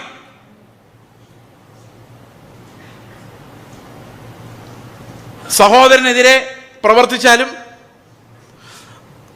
അവനെ ദുഷിച്ചാലും, അകറ്റി നിർത്തിയാലും എനിക്ക് കുറ്റബോധമില്ല. കാരണം ദൈവം എൻ്റെ സൈഡെന്ന് ഞാൻ വിശ്വസിക്കുന്നു. കാരണം ദൈവത്തിന് ആരുടെ സ്വഭാവമാണ്? എൻ്റെ സ്വഭാവമാണ്. അടുത്ത വാക്യം.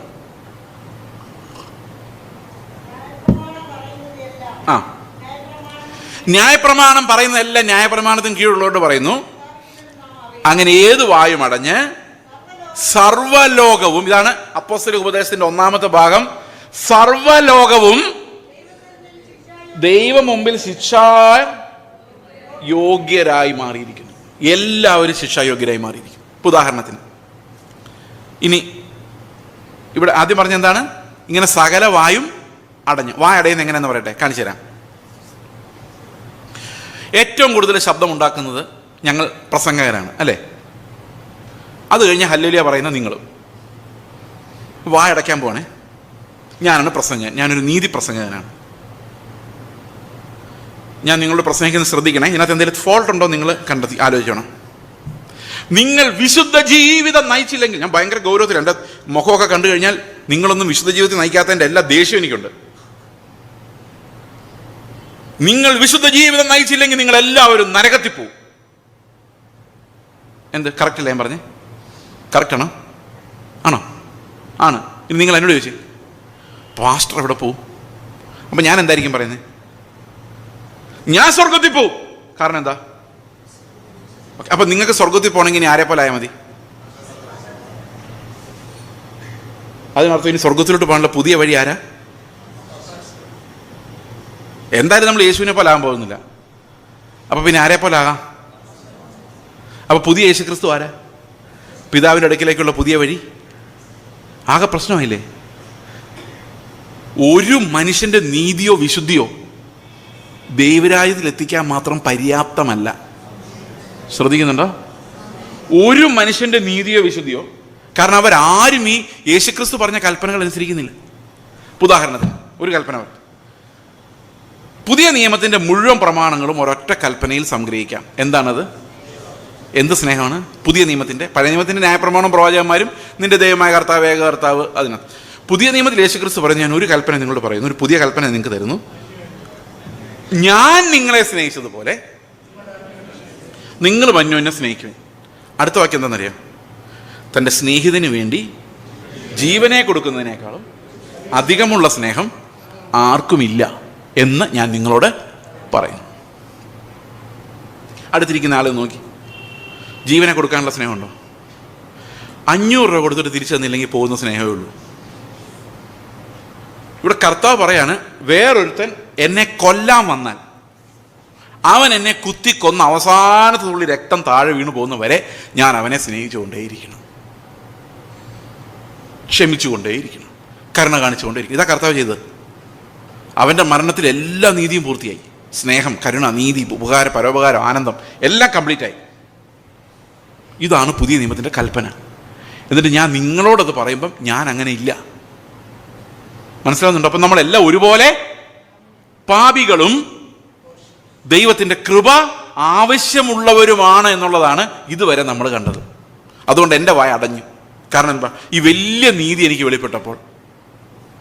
അതുവരെ ഞാൻ വിചാരിച്ചിരുന്ന ക്ലീൻ ഷേവൻ കുമ്പളങ്ങ മുഖവും ഫുൾ സ്ലീവ് വെള്ള ഷർട്ടും, എന്നോട് ക്ഷമിക്കണം, എന്നാൽ വെള്ള ഷർട്ട് ഇടാൻ പറ്റാഞ്ഞതിനാൽ ഞാൻ ഈ തിരക്കിട്ട യാത്രയുടെ അവസാനമാണ് ഇവിടെ എത്തിയത്. നിങ്ങൾക്ക് അതൊരു ഇടർച്ചയായെങ്കിൽ വിട്ടേക്ക്. എനിക്കിപ്പം നിങ്ങൾ മുറിക്കായി ഷർട്ടിട്ട് ഇടർച്ച ഉണ്ടാക്കണമെന്ന് ഒരു താല്പര്യമില്ല. ഓക്കെ, അങ്ങനെ സംഭവിച്ചു പോയതാണ്. ഓക്കെ, ഈ മുറിക്കായി ഷർട്ട് ഇടാൻ പേടിയുള്ള ആളുമല്ല, ഇനി ആർക്കും ഇടർച്ച വരുത്തരുന്നുള്ള ആഗ്രഹമുള്ള ആളുമാണ്. അതുകൊണ്ടാണ് ഞാനിതിപ്പോൾ പറഞ്ഞത്. ഫുൾ സ്ലീവ് ഷർട്ടും ആഭരണം ഊരി നടക്കുമ്പോഴേക്കും നമ്മൾ വിശുദ്ധരായി നമ്മൾ ചിന്തിക്കുമായിരുന്നു. അതൊക്കെ പറഞ്ഞുകൊണ്ടിരുന്ന എൻ്റെ വാ അടഞ്ഞു പോയത് ഈ യഥാർത്ഥ നീതി ഇവിടെ ഒന്നും നിൽക്കില്ല എന്ന് മനസ്സിലായപ്പോഴാണ്. നമുക്കെല്ലാവർക്കും ഈ ന്യായപ്രമാണത്തെക്കുറിച്ച് പറയുമ്പോൾ ഞാൻ സാധാരണ പറയുന്നൊരു മാങ്ങാപ്പഴത്തിൻ്റെ കഥയാണ്. നിങ്ങൾക്ക് എല്ലാവർക്കും ഞാനൊരു മാങ്ങാപ്പഴം തന്നിട്ട് പറയാണ് 12:30 ആകുമ്പോൾ ഈ പ്രസംഗം തീരും, അപ്പോഴേക്കും നിങ്ങൾ ഈ മാങ്ങാപ്പഴം ഫിനിഷ് ചെയ്യണം. നല്ല നല്ല കൽപ്പനയല്ലേ? അപ്പോൾ നമുക്ക് പറയാം, നിന്റെ കൽപ്പന തേനിലും മധുരമേറിയത്. കാരണം എന്താ? കൽപ്പന എന്താ? വാ, എന്താ രസമോ, എന്ത് നല്ല കൽപ്പന അല്ലേ? 12:30 ആയപ്പോൾ ഞാൻ ചോദിക്കുമോ, കൽപ്പന അനുസരിച്ചവരെല്ലാം കൈവെക്ക്. എല്ലാവരും കൈവെക്കും, പക്ഷെ അവരുടെ എല്ലാവരും കൈ മാങ്ങാണ്ടി കാണും. കാരണം എന്താ? ഇതിനകത്ത് അനുസരിക്കാൻ പറ്റുന്നതൊക്കെ നമ്മൾ ചെയ്തു. അത് കൂടുതൽ തീക്ഷ്ണതയുള്ള പരീശന്മാർ അതിൻ്റെ ഞെടുപ്പ് തൊലി ഉൾപ്പെടെ എല്ലാം തിന്നു. അതിലും കൂടുതൽ എന്താ പറയുന്നത്, തീക്ഷ്ണതയുള്ളവർ അത് കത്തി കൊണ്ട് വടിച്ച് ആ മാങ്ങാണ്ടിയെ വെറും ഒരു വെള്ള കഷ്ണമാക്കി മാറ്റി. പക്ഷെ എന്നാലും മാങ്ങാണ്ടി ബാക്കിയാണ്. ഈ ന്യായപ്രമാണത്തിൻ്റെ പുറമേയുള്ള കാര്യങ്ങളെല്ലാം ചെയ്യാൻ നമുക്ക് പറ്റുമായിരുന്നെങ്കിലും ഇതകത്തെ അതിൻ്റെ ജീവൻ, അതിൻ്റെ സീഡ അല്ലേ, അത് ഉൾക്കൊള്ളാൻ ഒരു മനുഷ്യനും പറ്റുന്നില്ലായിരുന്നു. കർത്താവ് പറഞ്ഞു, ഞാൻ ന്യായപ്രമാണത്തെ പൂർത്തിയാക്കാനാണ് വന്നത്. I came to finish this. ഇതെന്ത് ചെയ്താൽ അനുസരിക്കുന്നവർക്കല്ല ഇതിൻ്റെ പുറമേയുള്ള രുചിയുള്ള ഭാഗമല്ലാതെ ഇതിൻ്റെ ജീവനെ എടുക്കാൻ പറ്റുന്നില്ല. ആര് ജീവൻ പ്രാപിക്കുന്നില്ല. മനസ്സിലാവുന്നുണ്ടോ? അടുത്ത വാക്യം 20 വാക്യം. അതുകൊണ്ട് ന്യായപ്രമാണത്തിന്റെ പ്രവൃത്തികളാൽ ഒരു ജഡവും അവന്റെ സന്നിധിയിൽ നീതീകരിക്കപ്പെടുകയില്ല. അതെന്തുകൊണ്ടാണ്? പൗലോസ് പറയുന്നുണ്ട് ഫിലിപ്പിയർ 3:6 ന്യായപ്രമാണത്തിലെ നീതി സംബന്ധിച്ച് ഞാൻ അനിന്ദ്യൻ, എല്ലാ നീതി അനുസരിച്ചിട്ടുണ്ട്. എന്നിട്ട് തൊട്ടു താഴെ പറയാണ്, ഇതെല്ലാം ഞാൻ ചവറെന്നെണ്ണുന്നു. 9 വാക്യത്തിൽ പറയാണ്, ക്രിസ്തുവിനെ നേടേണ്ടത് ന്യായപ്രമാണത്തിലല്ല, എൻ്റെ സ്വന്തം നീതിയല്ല, ക്രിസ്തുവിൽ വിശ്വസിക്കുന്നവർക്ക് ദൈവം നൽകുന്ന നീതി തന്നെ ലഭിക്കണം. അപ്പം ഇത് വെറും ചവറാണ്. ഏത് ചവറാണ്? ഇത് മുഴുവൻ അനുസരിച്ചാലും നമ്മൾ നീതിമാന്മാരാകുന്നില്ല. നീതി പ്രവർത്തിക്കുന്നുണ്ട്, പക്ഷെ നീതിമാന്മാരാകുന്നില്ല. അതെങ്ങനെയാണെന്ന് ഞാൻ ഒരു എക്സാമ്പിൾ പറയാം. ഒരപ്പന് 2 മക്കളുണ്ടെന്നിരിക്കട്ടെ. ഇതിലൊരു മകൻ, മൂത്ത മകൻ, ഭയങ്കര ദുഷ്ടനും ധിക്കാരിയും അനുസരണമില്ലാത്തവനുമാണെന്ന് വിചാരിച്ചു. ഓക്കെ,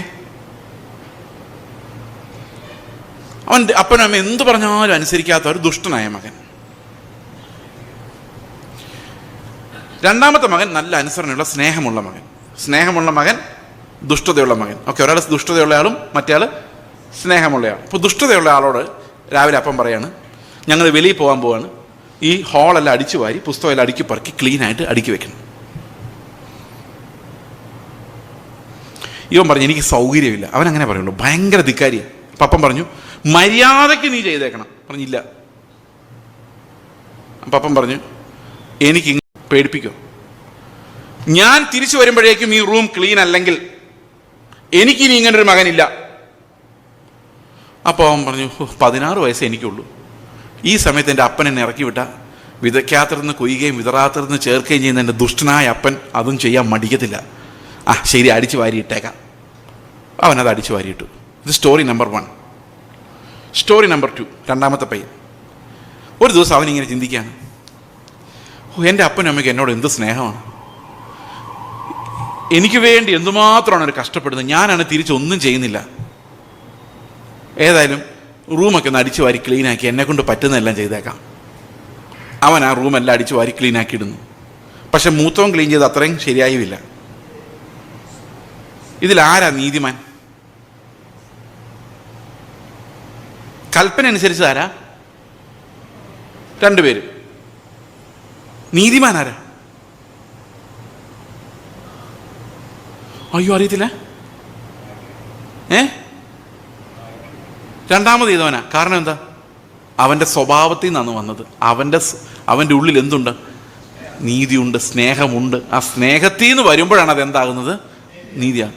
മറ്റത് പേടിപ്പിച്ചതുകൊണ്ടാണ്. ഇന്ന് ഒരുത്തം പറയാണ്, വ്യഭിചാരം ഞാൻ ചെയ്യത്തില്ല ബ്രദറെ, നരകത്തിൽ പോകുന്ന പേടിയാ. നരകത്തിൽ പോകില്ല എന്ന് പറഞ്ഞാലോ? അപ്പോൾ നന്നായിട്ടുണ്ടോ?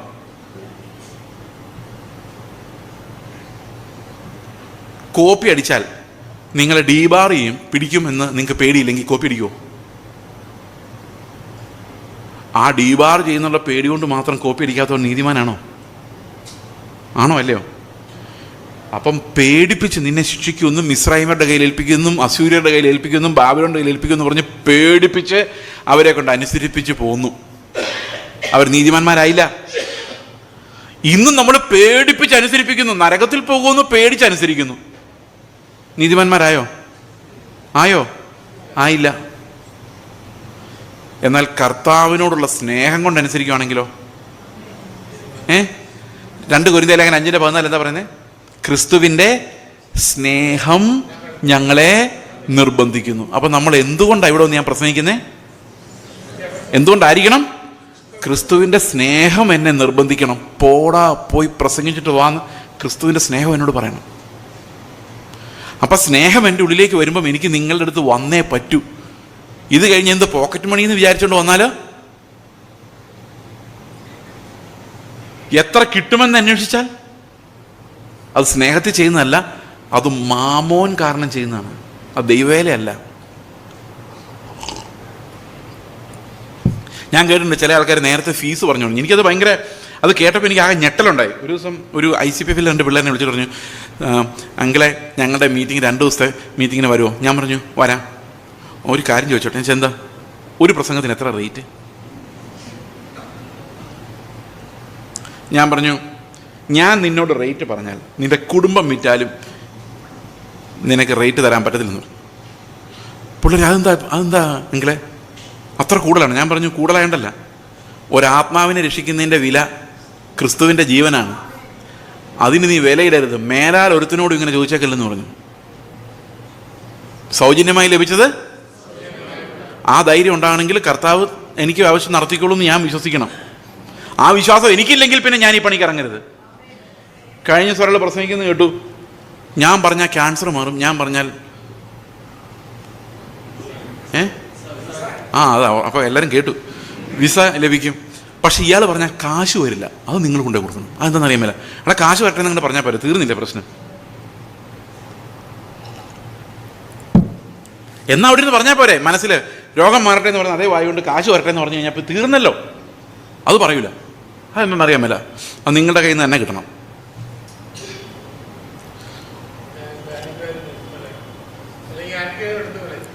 അനുഗ്രഹം ക്യാൻസൽ ചെയ്ത് കളയും. ഇവിടെ ഇരുന്നുകൊണ്ട് വിളിക്കും. ഇത് പിന്നെ വേറൊന്ന്, എവിടെയെങ്കിലും പോയി എത്ര പേര് വരും, എത്ര പേരുണ്ട്, അത്രയും പേരുണ്ടെങ്കിലേ ഞാൻ പ്രസംഗിക്കുള്ളൂ. അവൻ കർത്താവിൻ്റെ ദാസനെ അല്ല. ഒരു ശമരിയാക്കാരി സ്ത്രീക്ക് വേണ്ടി വിശന്ന് പൊരിഞ്ഞ് ആ നടപ്പ് നടന്ന കർത്താവോ ഒരു ഷണ്ണന് വേണ്ടി ആ മരുഭൂമിയിൽ കർത്താവ് ഒരു ഫുൾ ടൈം ഈവാഞ്ചലിസ്റ്റിനെ പറഞ്ഞു വിട്ടത്. ഞാൻ ഈ വർഷം 5 പേരുള്ളൊരു ഒരു ചർച്ചിൽ 3 ദിവസം പ്രസംഗിച്ചിട്ട് വന്നത്. 3 ദിവസം. അതിനകത്ത് ഒരാളായിരിക്കും അടുത്ത DL മോഡി. ആർക്കറിയാം നമ്മൾ എവിടെയാ കർത്താവ് ഇടുന്നത്? ജനറൽ പറഞ്ഞാൽ അല്ലെ, കമാൻഡർ പറഞ്ഞാൽ അനുസരിക്കാന്നുള്ളൂ. അതിപ്പോൾ ഒരാളെ ഉള്ളതിലും ആരും ഇല്ലെങ്കിലും മരുഭൂമിയിൽ വിളിച്ചു പറയുന്നവന്റെ വാക്കാണ് കർത്താവിന്റെ ശബ്ദം. ചിലപ്പോൾ ആരും കാണില്ല ഇതൊന്നും കേൾക്കാൻ. ഞാൻ ഈ ലോകത്ത് ഒരു നന്മയുണ്ടെന്ന് പറയുന്ന ആളല്ല, വിശ്വസിക്കുന്ന ആളുമല്ല. അതുകൊണ്ട് നാളെ ആരും കേട്ടില്ല എന്ന് വരാം. ഇത്രയും പേരൊക്കെ കേൾക്കുന്നത് തന്നെ ദൈവത്തിന്റെ വലിയ അനുഗ്രഹം എന്ന് ചിന്തിച്ചുകൊണ്ടാണ് ഞാൻ സംസാരിക്കുന്നത്. അപ്പോൾ സ്നേഹത്തിന്റെ നിർബന്ധത്താൽ അല്ലാതെ, ദൈവത്തിന്റെ സ്നേഹത്തിന്റെ ആത്മാവിന്റെ നിർബന്ധത്തിലല്ലാതെ ചെയ്യുന്നതെല്ലാം പാപമാണ്. കാരണം അതിനകത്തൊന്നും ക്രിസ്തു ഇല്ല, ജീവനില്ലാത്ത പ്രവൃത്തികളാണ്. ആ മൂത്ത മകൻ ചെയ്തത് ജീവനില്ലാത്ത പ്രവൃത്തിയാണ്. പ്രവൃത്തി നന്നായിരുന്നു മറ്റവൻ്റെനേക്കാളും, പക്ഷെ ആ കുഞ്ഞിന്റെ അനുസരണമാണ് സ്നേഹം. ആ സ്നേഹമാണ് കർത്താവിൻ നോക്കുന്നത്. അതുകൊണ്ടാണ് സ്നേഹമില്ലെങ്കിൽ പിന്നെ ഒന്നുമില്ല എന്ന് പൗലോസ് പറയാനുള്ള കാരണം. ഓക്കെ ആണോ? ഒരു എക്സാമ്പിളിൽ പറയാം. നമ്മൾ എക്സാമിനേഷൻ ഹാളിൽ ഇരിക്കുകയാണ്, എല്ലാം വഷളം പിള്ളേരാണ്, മോശം പിള്ളേരാണ്. അപ്പോൾ എല്ലാവരും എക്സാമിനേഷൻ ഒരുങ്ങി. എങ്ങനെ ഒരുങ്ങുന്നേ? പിള്ളേരെങ്ങനെ ഒരുങ്ങുന്നേ? ഇങ്ങനെയുള്ള പിള്ളേർ എങ്ങനെ ഒരുങ്ങുന്നേ? ആവശ്യത്തിന് തുണ്ട് കടലാസ്, പിന്നെ സ്ലീവിനകത്ത് എന്തെങ്കിലും ഫോർമുല, ചെരുപ്പ് മാറ്റിയാൽ ചെരുപ്പിനകത്ത്.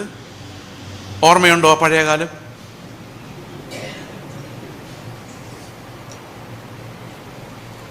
സൈഡിൽ തുറന്നു വെച്ചേക്കുന്ന പുസ്തകം,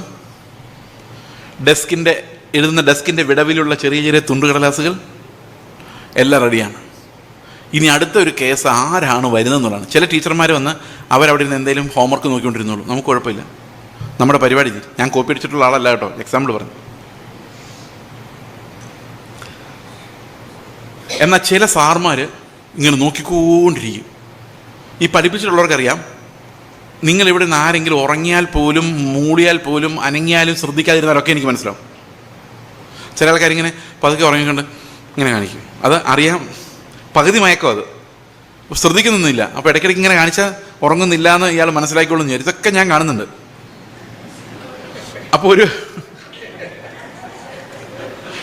ഒരു സാറ് വിചാരിച്ചാൽ, ഒരു ടീച്ചർ വിചാരിച്ചാൽ അവിടെയുള്ള കുട്ടികളൊക്കെ എന്ത് ചെയ്യുന്നത്, എങ്ങനെ അനങ്ങുന്ന എല്ലാം കണ്ടുപിടിക്കാൻ പറ്റും. അപ്പോൾ നമ്മളിങ്ങനെ വിൻഡോയിലോട്ട് നോക്കുമ്പോൾ ഒരു സാറിങ്ങനെ ഓഫീസിൽ നിന്ന് ഇറങ്ങി. പുള്ളി ഭയങ്കര സ്ട്രിക്റ്റാണ്, ഭയങ്കര പിടിച്ചു കഴിഞ്ഞാൽ ആൾ പോയി. പിന്നെ അവർ ഒരു എക്സ്ക്യൂസും ഇല്ല, ക്ഷമയില്ലാത്ത ആളാണ്. അയാൾ നേരത്തെ നമ്മുടെ ക്ലാസ്സിൻ്റെ ഡോറിലേക്ക് തന്നെ വരുന്നു. അപ്പോൾ എടാ തീർന്നടാ, അയാൾ വന്നു. എല്ലാവരും അപ്പം തന്നെ അലർട്ടാവും. ചെരുപ്പൊക്കെ തള്ളി ദൂരോട്ട് കളയും. അതെല്ലാം മാറ്റി നമ്മൾ ക്ലീനാവും, എല്ലാം പറക്കി. ആരും എങ്ങോട്ട് നോക്കാതെ പേപ്പറിലോട്ട് നോക്കി എക്സാം എഴുതുക. വേറെ ചില അറേഞ്ച്മെൻ്റ് ഉണ്ട്. നല്ലപോലെ പഠിക്കുന്ന പിള്ളേർ പറഞ്ഞിട്ടുണ്ട് മൾട്ടിപ്പിൾ ചോയ്സ് ക്വസ്റ്റിൻ്റെ നമ്പർ ഇങ്ങനെ കാണിക്കണമെന്ന്. അതൊക്കെ ഉണ്ട്, പല അറേഞ്ച്മെൻറ്റുകളാണ് അല്ലേ. ആരും അനങ്ങുന്നില്ല, മിണ്ടാതിരുന്ന് എഴുതുക. നീതിമാന്മാരായോ? നമുക്കൊന്ന് പരീക്ഷിക്കാം. ഈ സാറ് പറയാണ്, ഇത്രയും നല്ല മനുഷ്യർ, ഇത്രയും നല്ല പെന്തിക്കോസുകാർ, ഏതായാലും ഞാൻ ഒരു ചായ കുടിച്ചിട്ട് വരാം, ഒരു 10-20 മിനിറ്റ് എടുക്കും കേട്ടോ, നിങ്ങൾ ഇങ്ങനെ തന്നെ ഇരുന്ന് എഴുതിക്കണേ എന്ന് പറഞ്ഞ് ഈ പുള്ളി ഇറങ്ങി അങ്ങ് പോയി. അവിടെ എന്ത് സംഭവിക്കും? നമ്മൾ പേടി എന്ന് പറഞ്ഞ ഫാക്ടർ എടുത്ത് മാറ്റിയാൽ തികഞ്ഞ സ്നേഹം എന്ത് ചെയ്യണം? ഭയത്തെ പുറത്താക്കും. അപ്പോൾ നമ്മൾ അനുസരിക്കുന്ന സ്വർഗത്തിൽ പോകുമല്ലോ എന്ന് പേടിച്ചിട്ടല്ല, നരകത്തിൽ പോകുമെന്ന് പേടിച്ചിട്ടല്ല, നമ്മളെ വീണ്ടെടുത്ത ഒരു രക്ഷകൻ ഉള്ളതുകൊണ്ട് അവനോടുള്ള സ്നേഹമാണ് എന്നെ നിർബന്ധിക്കുന്നത്. ആ ഒരു ജീവിതത്തിലേക്ക് നമ്മൾ വന്നാൽ മാത്രമേ ദൈവത്തിന് പ്രസാദമുള്ള ഫലം നമ്മളിൽ നിന്ന് പുറപ്പെടുകയുള്ളൂ. ശരിയാണോ ഞാൻ പറയുന്നത്? അല്ലേ? ഇനി അടുത്ത വാക്യം വായിച്ചേ, 3:20. അത് നമ്മൾ വായിച്ചെന്ന് തോന്നുന്നല്ലേ? ഒന്നുകൂടെ വായിക്കാം. അതുകൊണ്ട് ന്യായപ്രമാണത്തിന്റെ പ്രവൃത്തികളാൽ ഒരു ജഡവും, എത്ര നിങ്ങൾ അനുസരിച്ചാലും ഒരു ജഡവും ദൈവത്തിന്റെ സന്നിധിയിൽ. ഞാനൊരു എക്സാമ്പിളിൽ പറയാം. എക്സാമ്പിൾസ് ആണല്ലോ എൻ്റെ പ്രധാന ഘടകം. ഗൾഫിൽ നിന്ന് വന്ന ഒരാൾ, ഇവിടെ ഇഷ്ടം പോലെ ഉണ്ടാകും. ഗൾഫിൽ നിന്ന് വന്ന ഒരാൾ വിചാരിക്കുകയാണ്, ഞാൻ കുറേ നാൾ ഗൾഫിൽ കിടന്ന് കഷ്ടപ്പെട്ടു, കുറേ കാശൊക്കെ ഉണ്ടാക്കി, ഇനി എൻ്റെ സഭയ്ക്ക് കുറച്ച് ഫണ്ട് കൊടുക്കണം. അപ്പോൾ അദ്ദേഹം നേരെ ഒന്ന് പാസ്റ്റർ എടുത്ത് നിന്ന്, സഭ ബാൽക്കണി പണിയാൻ പോകുന്നു കേട്ടു. കഴിഞ്ഞ ദിവസം കേട്ടൊരു ചർച്ചിൻ്റെ ഇതെല്ലാം എടുത്ത് മാറ്റിയിട്ട് പുതിയ കിട്ടും. ഇങ്ങനെ ഭയങ്കര വർക്കാണ്, നമുക്ക് വർക്ക് തീർന്നിട്ട് സമയമില്ല. ഓക്കെ, ഇപ്പോൾ പാസ്റ്ററിൽ കാശ് കൊണ്ടേ കൊടുത്തു. പാസ്റ്റർ എത്ര ഉണ്ട് അച്ഛാ? 15 ലക്ഷം രൂപ. Oh my God. പാസ്റ്റർ ഒന്നും വേണ്ടിയില്ല, 15 ലക്ഷം രൂപ എടുത്ത് ഡെസ്കിലോട്ട് ഇട്ടിട്ട് ഒരു രസീത് എഴുതി കൊടുത്തു. ഓക്കെ എന്ന് പറഞ്ഞു. ഈ അച്ഛനെ ഇഷ്ടപ്പെടുമോ? ഇഷ്ടപ്പെടില്ല. അതുകൊണ്ട് പാസ്റ്റർ 1-2 വാക്കൂടെ പറയണം. ഓ അച്ചായ, സന്തോഷമുണ്ട്, ഇങ്ങനെയുള്ള അച്ചായന്മാരുള്ളതാണ് ഞങ്ങളുടെ സഭ. അല്ല, കർത്താവൊന്നുമല്ല കേട്ടോ, ഇങ്ങനെയുള്ള അപ്പോൾ ഇത് കേൾക്കുമ്പോൾ അച്ചായന് സന്തോഷമാണ്. പിന്നെ അടുത്ത കൺവെൻഷൻ, ചർച്ചിൻ്റെ കൺവെൻഷൻ ഒരു ദിവസം ഈ അച്ചായനോട് കൊടുക്കുവാണെങ്കിൽ ഡബിൾ ആശ്വാസം. ഇതിൻ്റെ പേരാണ് സൈമണി. സൈമണി എന്നുള്ള വാക്ക് നിങ്ങൾ ഇംഗ്ലീഷിൽ ഡിക്ഷണറിയിൽ നോക്കണം. സൈമൺ എന്ന് പറഞ്ഞൊരുത്തൻ, സീമോൻ എന്ന് പറഞ്ഞൊരുത്തൻ ദ്രവ്യം കൊണ്ടേ കൊടുത്തിട്ട് ശുശ്രൂഷയ്ക്ക് വേണ്ടി ചോദിച്ചില്ലേ, അതിന് ഇംഗ്ലീഷുകാർ കണ്ടുപിടിച്ച വാക്കാണ് സൈമണി. ഇംഗ്ലീഷ് ഡിക്ഷണറിയിലുണ്ട്, അതിനകത്ത് എഴുതിയിട്ടുണ്ട്, named after Simon the Magus who demanded ministry in lieu of money. പൈസ കൊണ്ട് എത്തിച്ചിട്ട് സ്റ്റേജ് വാങ്ങിക്കുക. അവിടെ അന്യഭാഷ കൊടുക്കുന്ന ശുശ്രൂഷ ചോദിച്ചത് ഇവിടെ വചനം എന്തായാലും. അപ്പോൾ give money and get ministry. ഇതിനാണ് നമ്മൾ എന്ത് പറയുന്നത്? SIMONY. നിങ്ങൾ ഡിക്ഷണറിയിൽ ഒന്ന് പോയി നോക്കണേ, ഗൂഗിളിൽ നോക്കിയാലും മതി. ഓക്കെ, ഇപ്പോൾ ഗൂഗിളിൽ നോക്കണ്ട കേട്ടോ, ഇപ്പോൾ ഇവിടെ നോക്കിയാൽ. ഓക്കെ, അപ്പോൾ അതിനകത്ത് ഈ പൈസ കൊടുക്കുന്നതിനകത്ത് തന്നെ എന്തുകൊണ്ട് ഒരു സ്വയനീതീകരണമുണ്ട്. നിങ്ങൾ മേടിച്ച ക്ലോക്കാണ് അവിടെ ഇരിക്കുന്നതെങ്കിൽ നിങ്ങൾ ഒരിക്കലും സമയം നോക്കരുതെന്നുള്ളതാണ്, ഞങ്ങളെ നോക്കാൻ പാടും. ഓക്കെ, അവിടെ ഇരിക്കുന്ന ആ ക്ലോക്ക് നിങ്ങൾ മേടിച്ച് കൊടുത്താണെങ്കിൽ എല്ലാ ദിവസവും വരുമ്പോൾ ആദ്യം നിങ്ങളുടെ കണ്ണ് കുറേ നാളത്തേക്കെങ്കിലും ആ ക്ലോക്കിലേക്ക് പോകും. ഓ എത്ര മനോഹരമായ ക്ലോക്ക്, ഒന്ന് തുടച്ചിട്ട് പോലും ഇല്ല, ആ ബാറ്ററി ലീക്കായി തുടങ്ങി, ഇവരൊന്നും ശ്രദ്ധിക്കുന്നില്ല. അത് എൻ്റെ ക്ലോക്കാന്ന് എനിക്ക് തോന്നുന്നുണ്ടാ, സ്നേഹത്തിൽ കൊടുത്തതല്ല, അത് മനുഷ്യൻ്റെ സൽപ്രവൃത്തിയാണ്, ഒരു പ്രയോജനമില്ല ദൈവത്തിന് മുമ്പിൽ.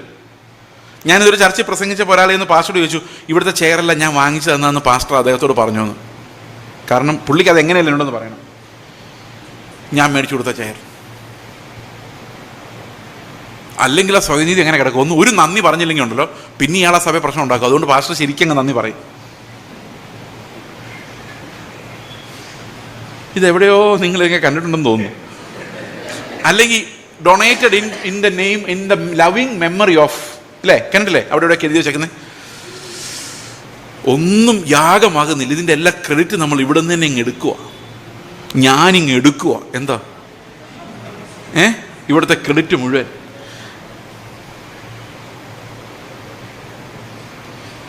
ഓക്കെ, ഞാൻ പറഞ്ഞു വന്നത് ഒന്നാമതേ കൊടുക്കുന്നത് തന്നെ പാപമാകുന്ന ഒരു അവസ്ഥയിലോട്ട് ഇപ്പോൾ വരുന്നത്. കാരണം കർത്താവ് ഒന്ന് പോയി കഴിഞ്ഞാൽ എതിർ ക്രിസ്തു ഉപയോഗിക്കാനേ കൊള്ളുള്ളൂ.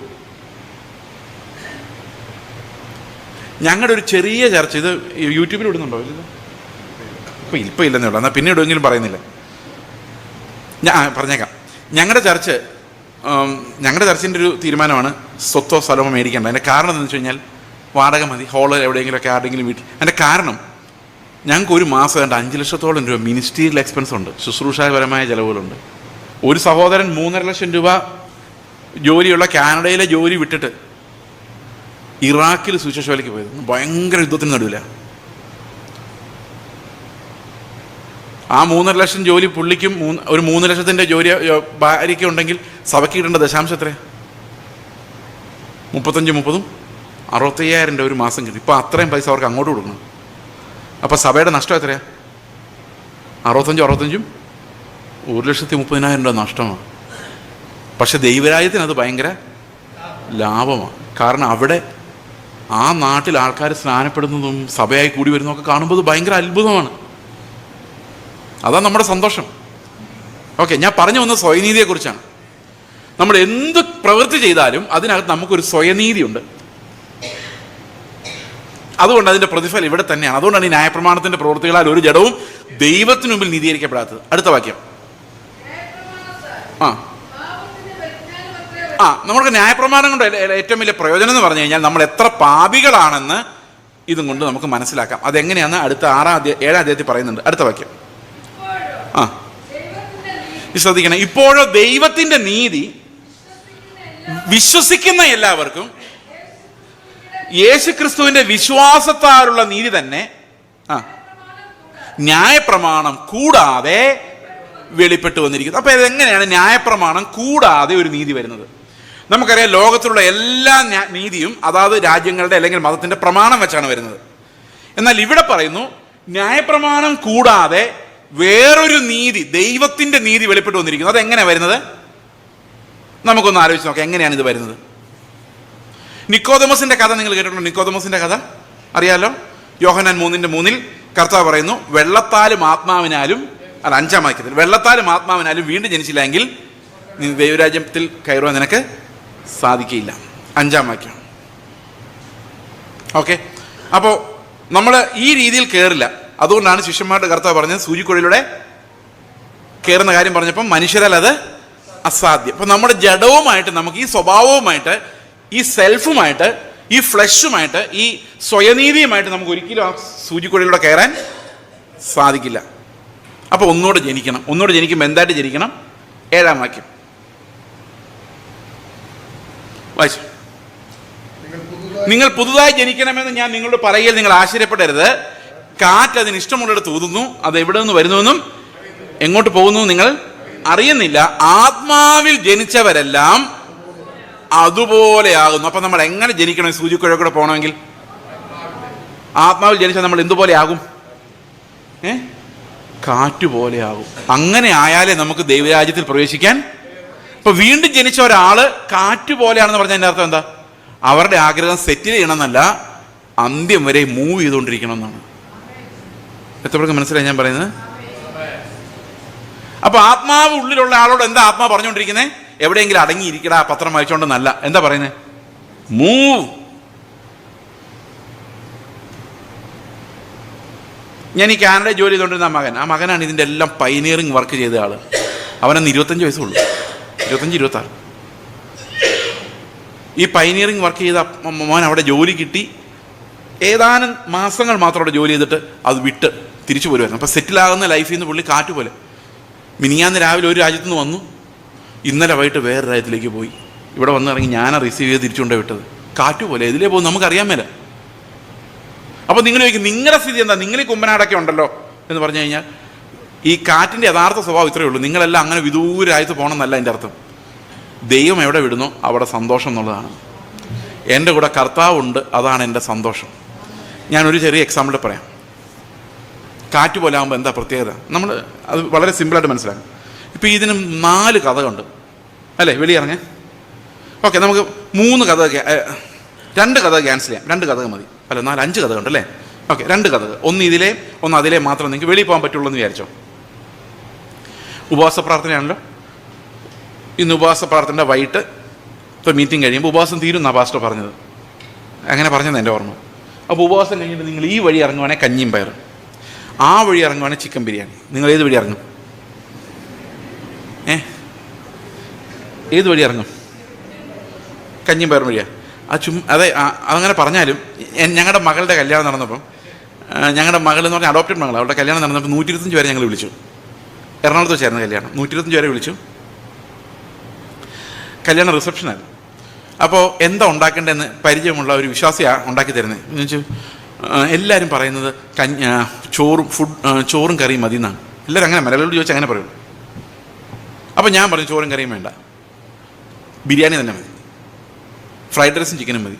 അതെന്താ പാസ്റ്റർ? ഞാൻ പറഞ്ഞു നിങ്ങൾ നോക്കിയൊരു കാര്യം ചെയ്യും, 125 ചിക്കൻ ബിരിയാണി ഉണ്ടാക്കുക, 125 പേരെ വിളിച്ചിട്ടുണ്ടല്ലോ, ഫ്രൈഡ് റൈസ് ഉണ്ടാക്കുക, 25 ചോറ് കരുതിയേക്ക്. നിങ്ങൾക്കൊരു രഹസ്യം അറിയാമോ? 25 ചോറാണ് ബാക്കി വന്നത്. ഈ ചോറ് മതി എന്ന് പറഞ്ഞവരെല്ലാം ക്യൂ നിന്ന് ഇവന്മാർ പറയുന്ന ചോറ് വീട്ടിലുണ്ടാക്കി കഴിക്കാം, ബിരിയാണി കഴിക്കണ കടയിൽ പോകണം. അപ്പം ഒരു സ്പെഷ്യൽ ഫുഡെന്ന് പറഞ്ഞു കഴിഞ്ഞാൽ അതാ സത്യം. നിങ്ങൾ വേണേൽ പരീക്ഷിച്ച് നോക്കിയോ, ഇന്ന് വൈകിട്ട് കഞ്ഞിയും പയറും അവിടെ. അപ്പോൾ ഇങ്ങനെ സെറ്റാക്കി വെച്ചിരിക്കുകയാണ്. അന്നേരം വൈകിട്ട് നരേന്ദ്രമോദി ഇവിടെ വന്നെന്ന് വിചാരിച്ചോ. നരേന്ദ്രമോദി വന്നിട്ട് ബായോ ബഹനോ കേരള കഞ്ഞി പീനെ കേലിയെ മേ ജാ രഹാ ഹോ എന്ന് പറഞ്ഞ് ഈ വഴി ഇറങ്ങിക്കഴിഞ്ഞാൽ നരേന്ദ്രമോദിയുടെ കഞ്ഞി കുടിക്കാൻ 4 പേരെങ്കിലും പോവില്ലേ? അതിൻ്റെ സെൽഫി എടുത്തിടും. കാരണം അന്നേരം ബിരിയാണിയേക്കാളും നല്ലത് എന്തോ ഈ നരേന്ദ്രമോദിയുടെ കൂടെയുള്ള കഞ്ഞിയാണ് അല്ലേ? ശരിയല്ലേ? അപ്പോൾ നമ്മൾ എവിടെ കിടക്കുന്നു എന്ത് കഴിക്കുന്നുള്ളതല്ല, നമ്മുടെ കൂടെ ആരുണ്ടെന്നുള്ളതല്ലേ കാര്യം അല്ലേ? നമ്മൾ ഏത് സ്വന്തം വീട്ടിൽ കിടക്കുന്നോ വാടക വീട്ടിൽ കിടക്കുന്നോ എവിടെ കിടന്നാലും കൂടെ കർത്താവ് ഉണ്ടായാൽ പോരെ? നമ്മുടെ കാശുണ്ടെങ്കിലും ഇല്ലെങ്കിലും സമ്പത്തിലും ദാരിദ്ര്യത്തിലും കഷ്ടതയിലും എല്ലാം ഈ കർത്താവ് കൂടെ ഉണ്ടായാൽ പോരെ? അപ്പൊ നമ്മുടെ രുചി ശരിക്കും ബിരിയാണി അല്ല തരുന്നത്, കൂടെയുള്ള ആളല്ലേ തരുന്നത്. അപ്പൊ ദൈവത്തിൻ്റെ കൂടെ കഞ്ഞി കുടിക്കുന്ന പരിപാടിയാണ് നമ്മൾ കാറ്റുപോലെ എന്ന് പറയുന്നതിൻ്റെ അർത്ഥം. എത്ര പേർക്ക് മനസ്സിലായി?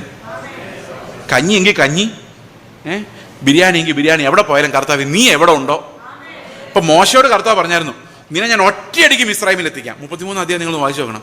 ഇതിനും കൂടുതലുള്ള ഹിവ്യരെ ഇവരെ എല്ലാവരും ഞാൻ ഓടിച്ചേക്കാം, ഒരു ദൂതനെ വിട്ട് ഓടിച്ചേക്കാം, നിങ്ങൾ യുദ്ധം പോലും ചെയ്യണ്ട, നേരെ അങ്ങ് പോയി കയറിക്കോ, ഒരു ദിവസത്തെ പരിപാടിയുള്ളൂ. പക്ഷെ ഞാൻ നിങ്ങളുടെ പോരത്തില്ല, കാരണം നിങ്ങൾ ഈ ഷേപ്പിൽ നിങ്ങളുടെ കൂടെ ഒരു ദിവസം നടന്നാൽ നിങ്ങളെല്ലാം കൊല്ലേണ്ടി വരും. അതുകൊണ്ട് എൻ്റെ ഡിസിപ്ലിൻ നിങ്ങൾ പഠിക്കണമെങ്കിൽ ഞാൻ പറയുന്ന വഴിയെ പോകണം, അല്ലെങ്കിൽ നിങ്ങൾ ഈ വഴി ഒറ്റയടിക്ക് ഞാൻ അവിടെ എത്തിക്കാം. വളരെ ചുരുങ്ങിയൊരു ദൂരം ഉണ്ടായിരുന്നുള്ളത്. മോശ പറഞ്ഞു, നീ ഞങ്ങളോട് പുറപ്പെടുന്നില്ലെങ്കിൽ ഞങ്ങളെ അയക്കണ്ട, ഞങ്ങൾ എതിരെ മരുഭൂമി കഷ്ടപ്പെട്ട് മരിച്ചു പോയാലും നീ ഞങ്ങളുടെ കൂടെ ഉണ്ടായാൽ മതി. O Lord, if you are with me I am satisfied. ഇത് നമ്മുടെ ഉള്ളിൽ നിന്ന് വരണം. കർത്താവെ, എൻ്റെ അവസ്ഥ ഏതായിരുന്നാലും കർത്താവെ നീ എൻ്റെ കൂടെ ഉണ്ടെങ്കിൽ. അവിടെ നിന്നാണ് നമ്മുടെ സ്നേഹത്താലുള്ള നീതി ഉണ്ടാകുന്നത്. The presence of Christ generates such love in us that we become righteous. ഇതിൻ്റെ റെവലേഷൻ ആയിട്ട് പറയാൻ ഇത്ര അതിനകത്ത് പ്രധാനമായിട്ടുള്ളത്, യേശു ക്രിസ്തു തന്നെയാണ് നമ്മുടെ നീതി. അവനെ നേടുന്നവർക്ക് മാത്രമേ നീതിയിലേക്ക് കടക്കാൻ സാധിക്കുകയുള്ളൂ.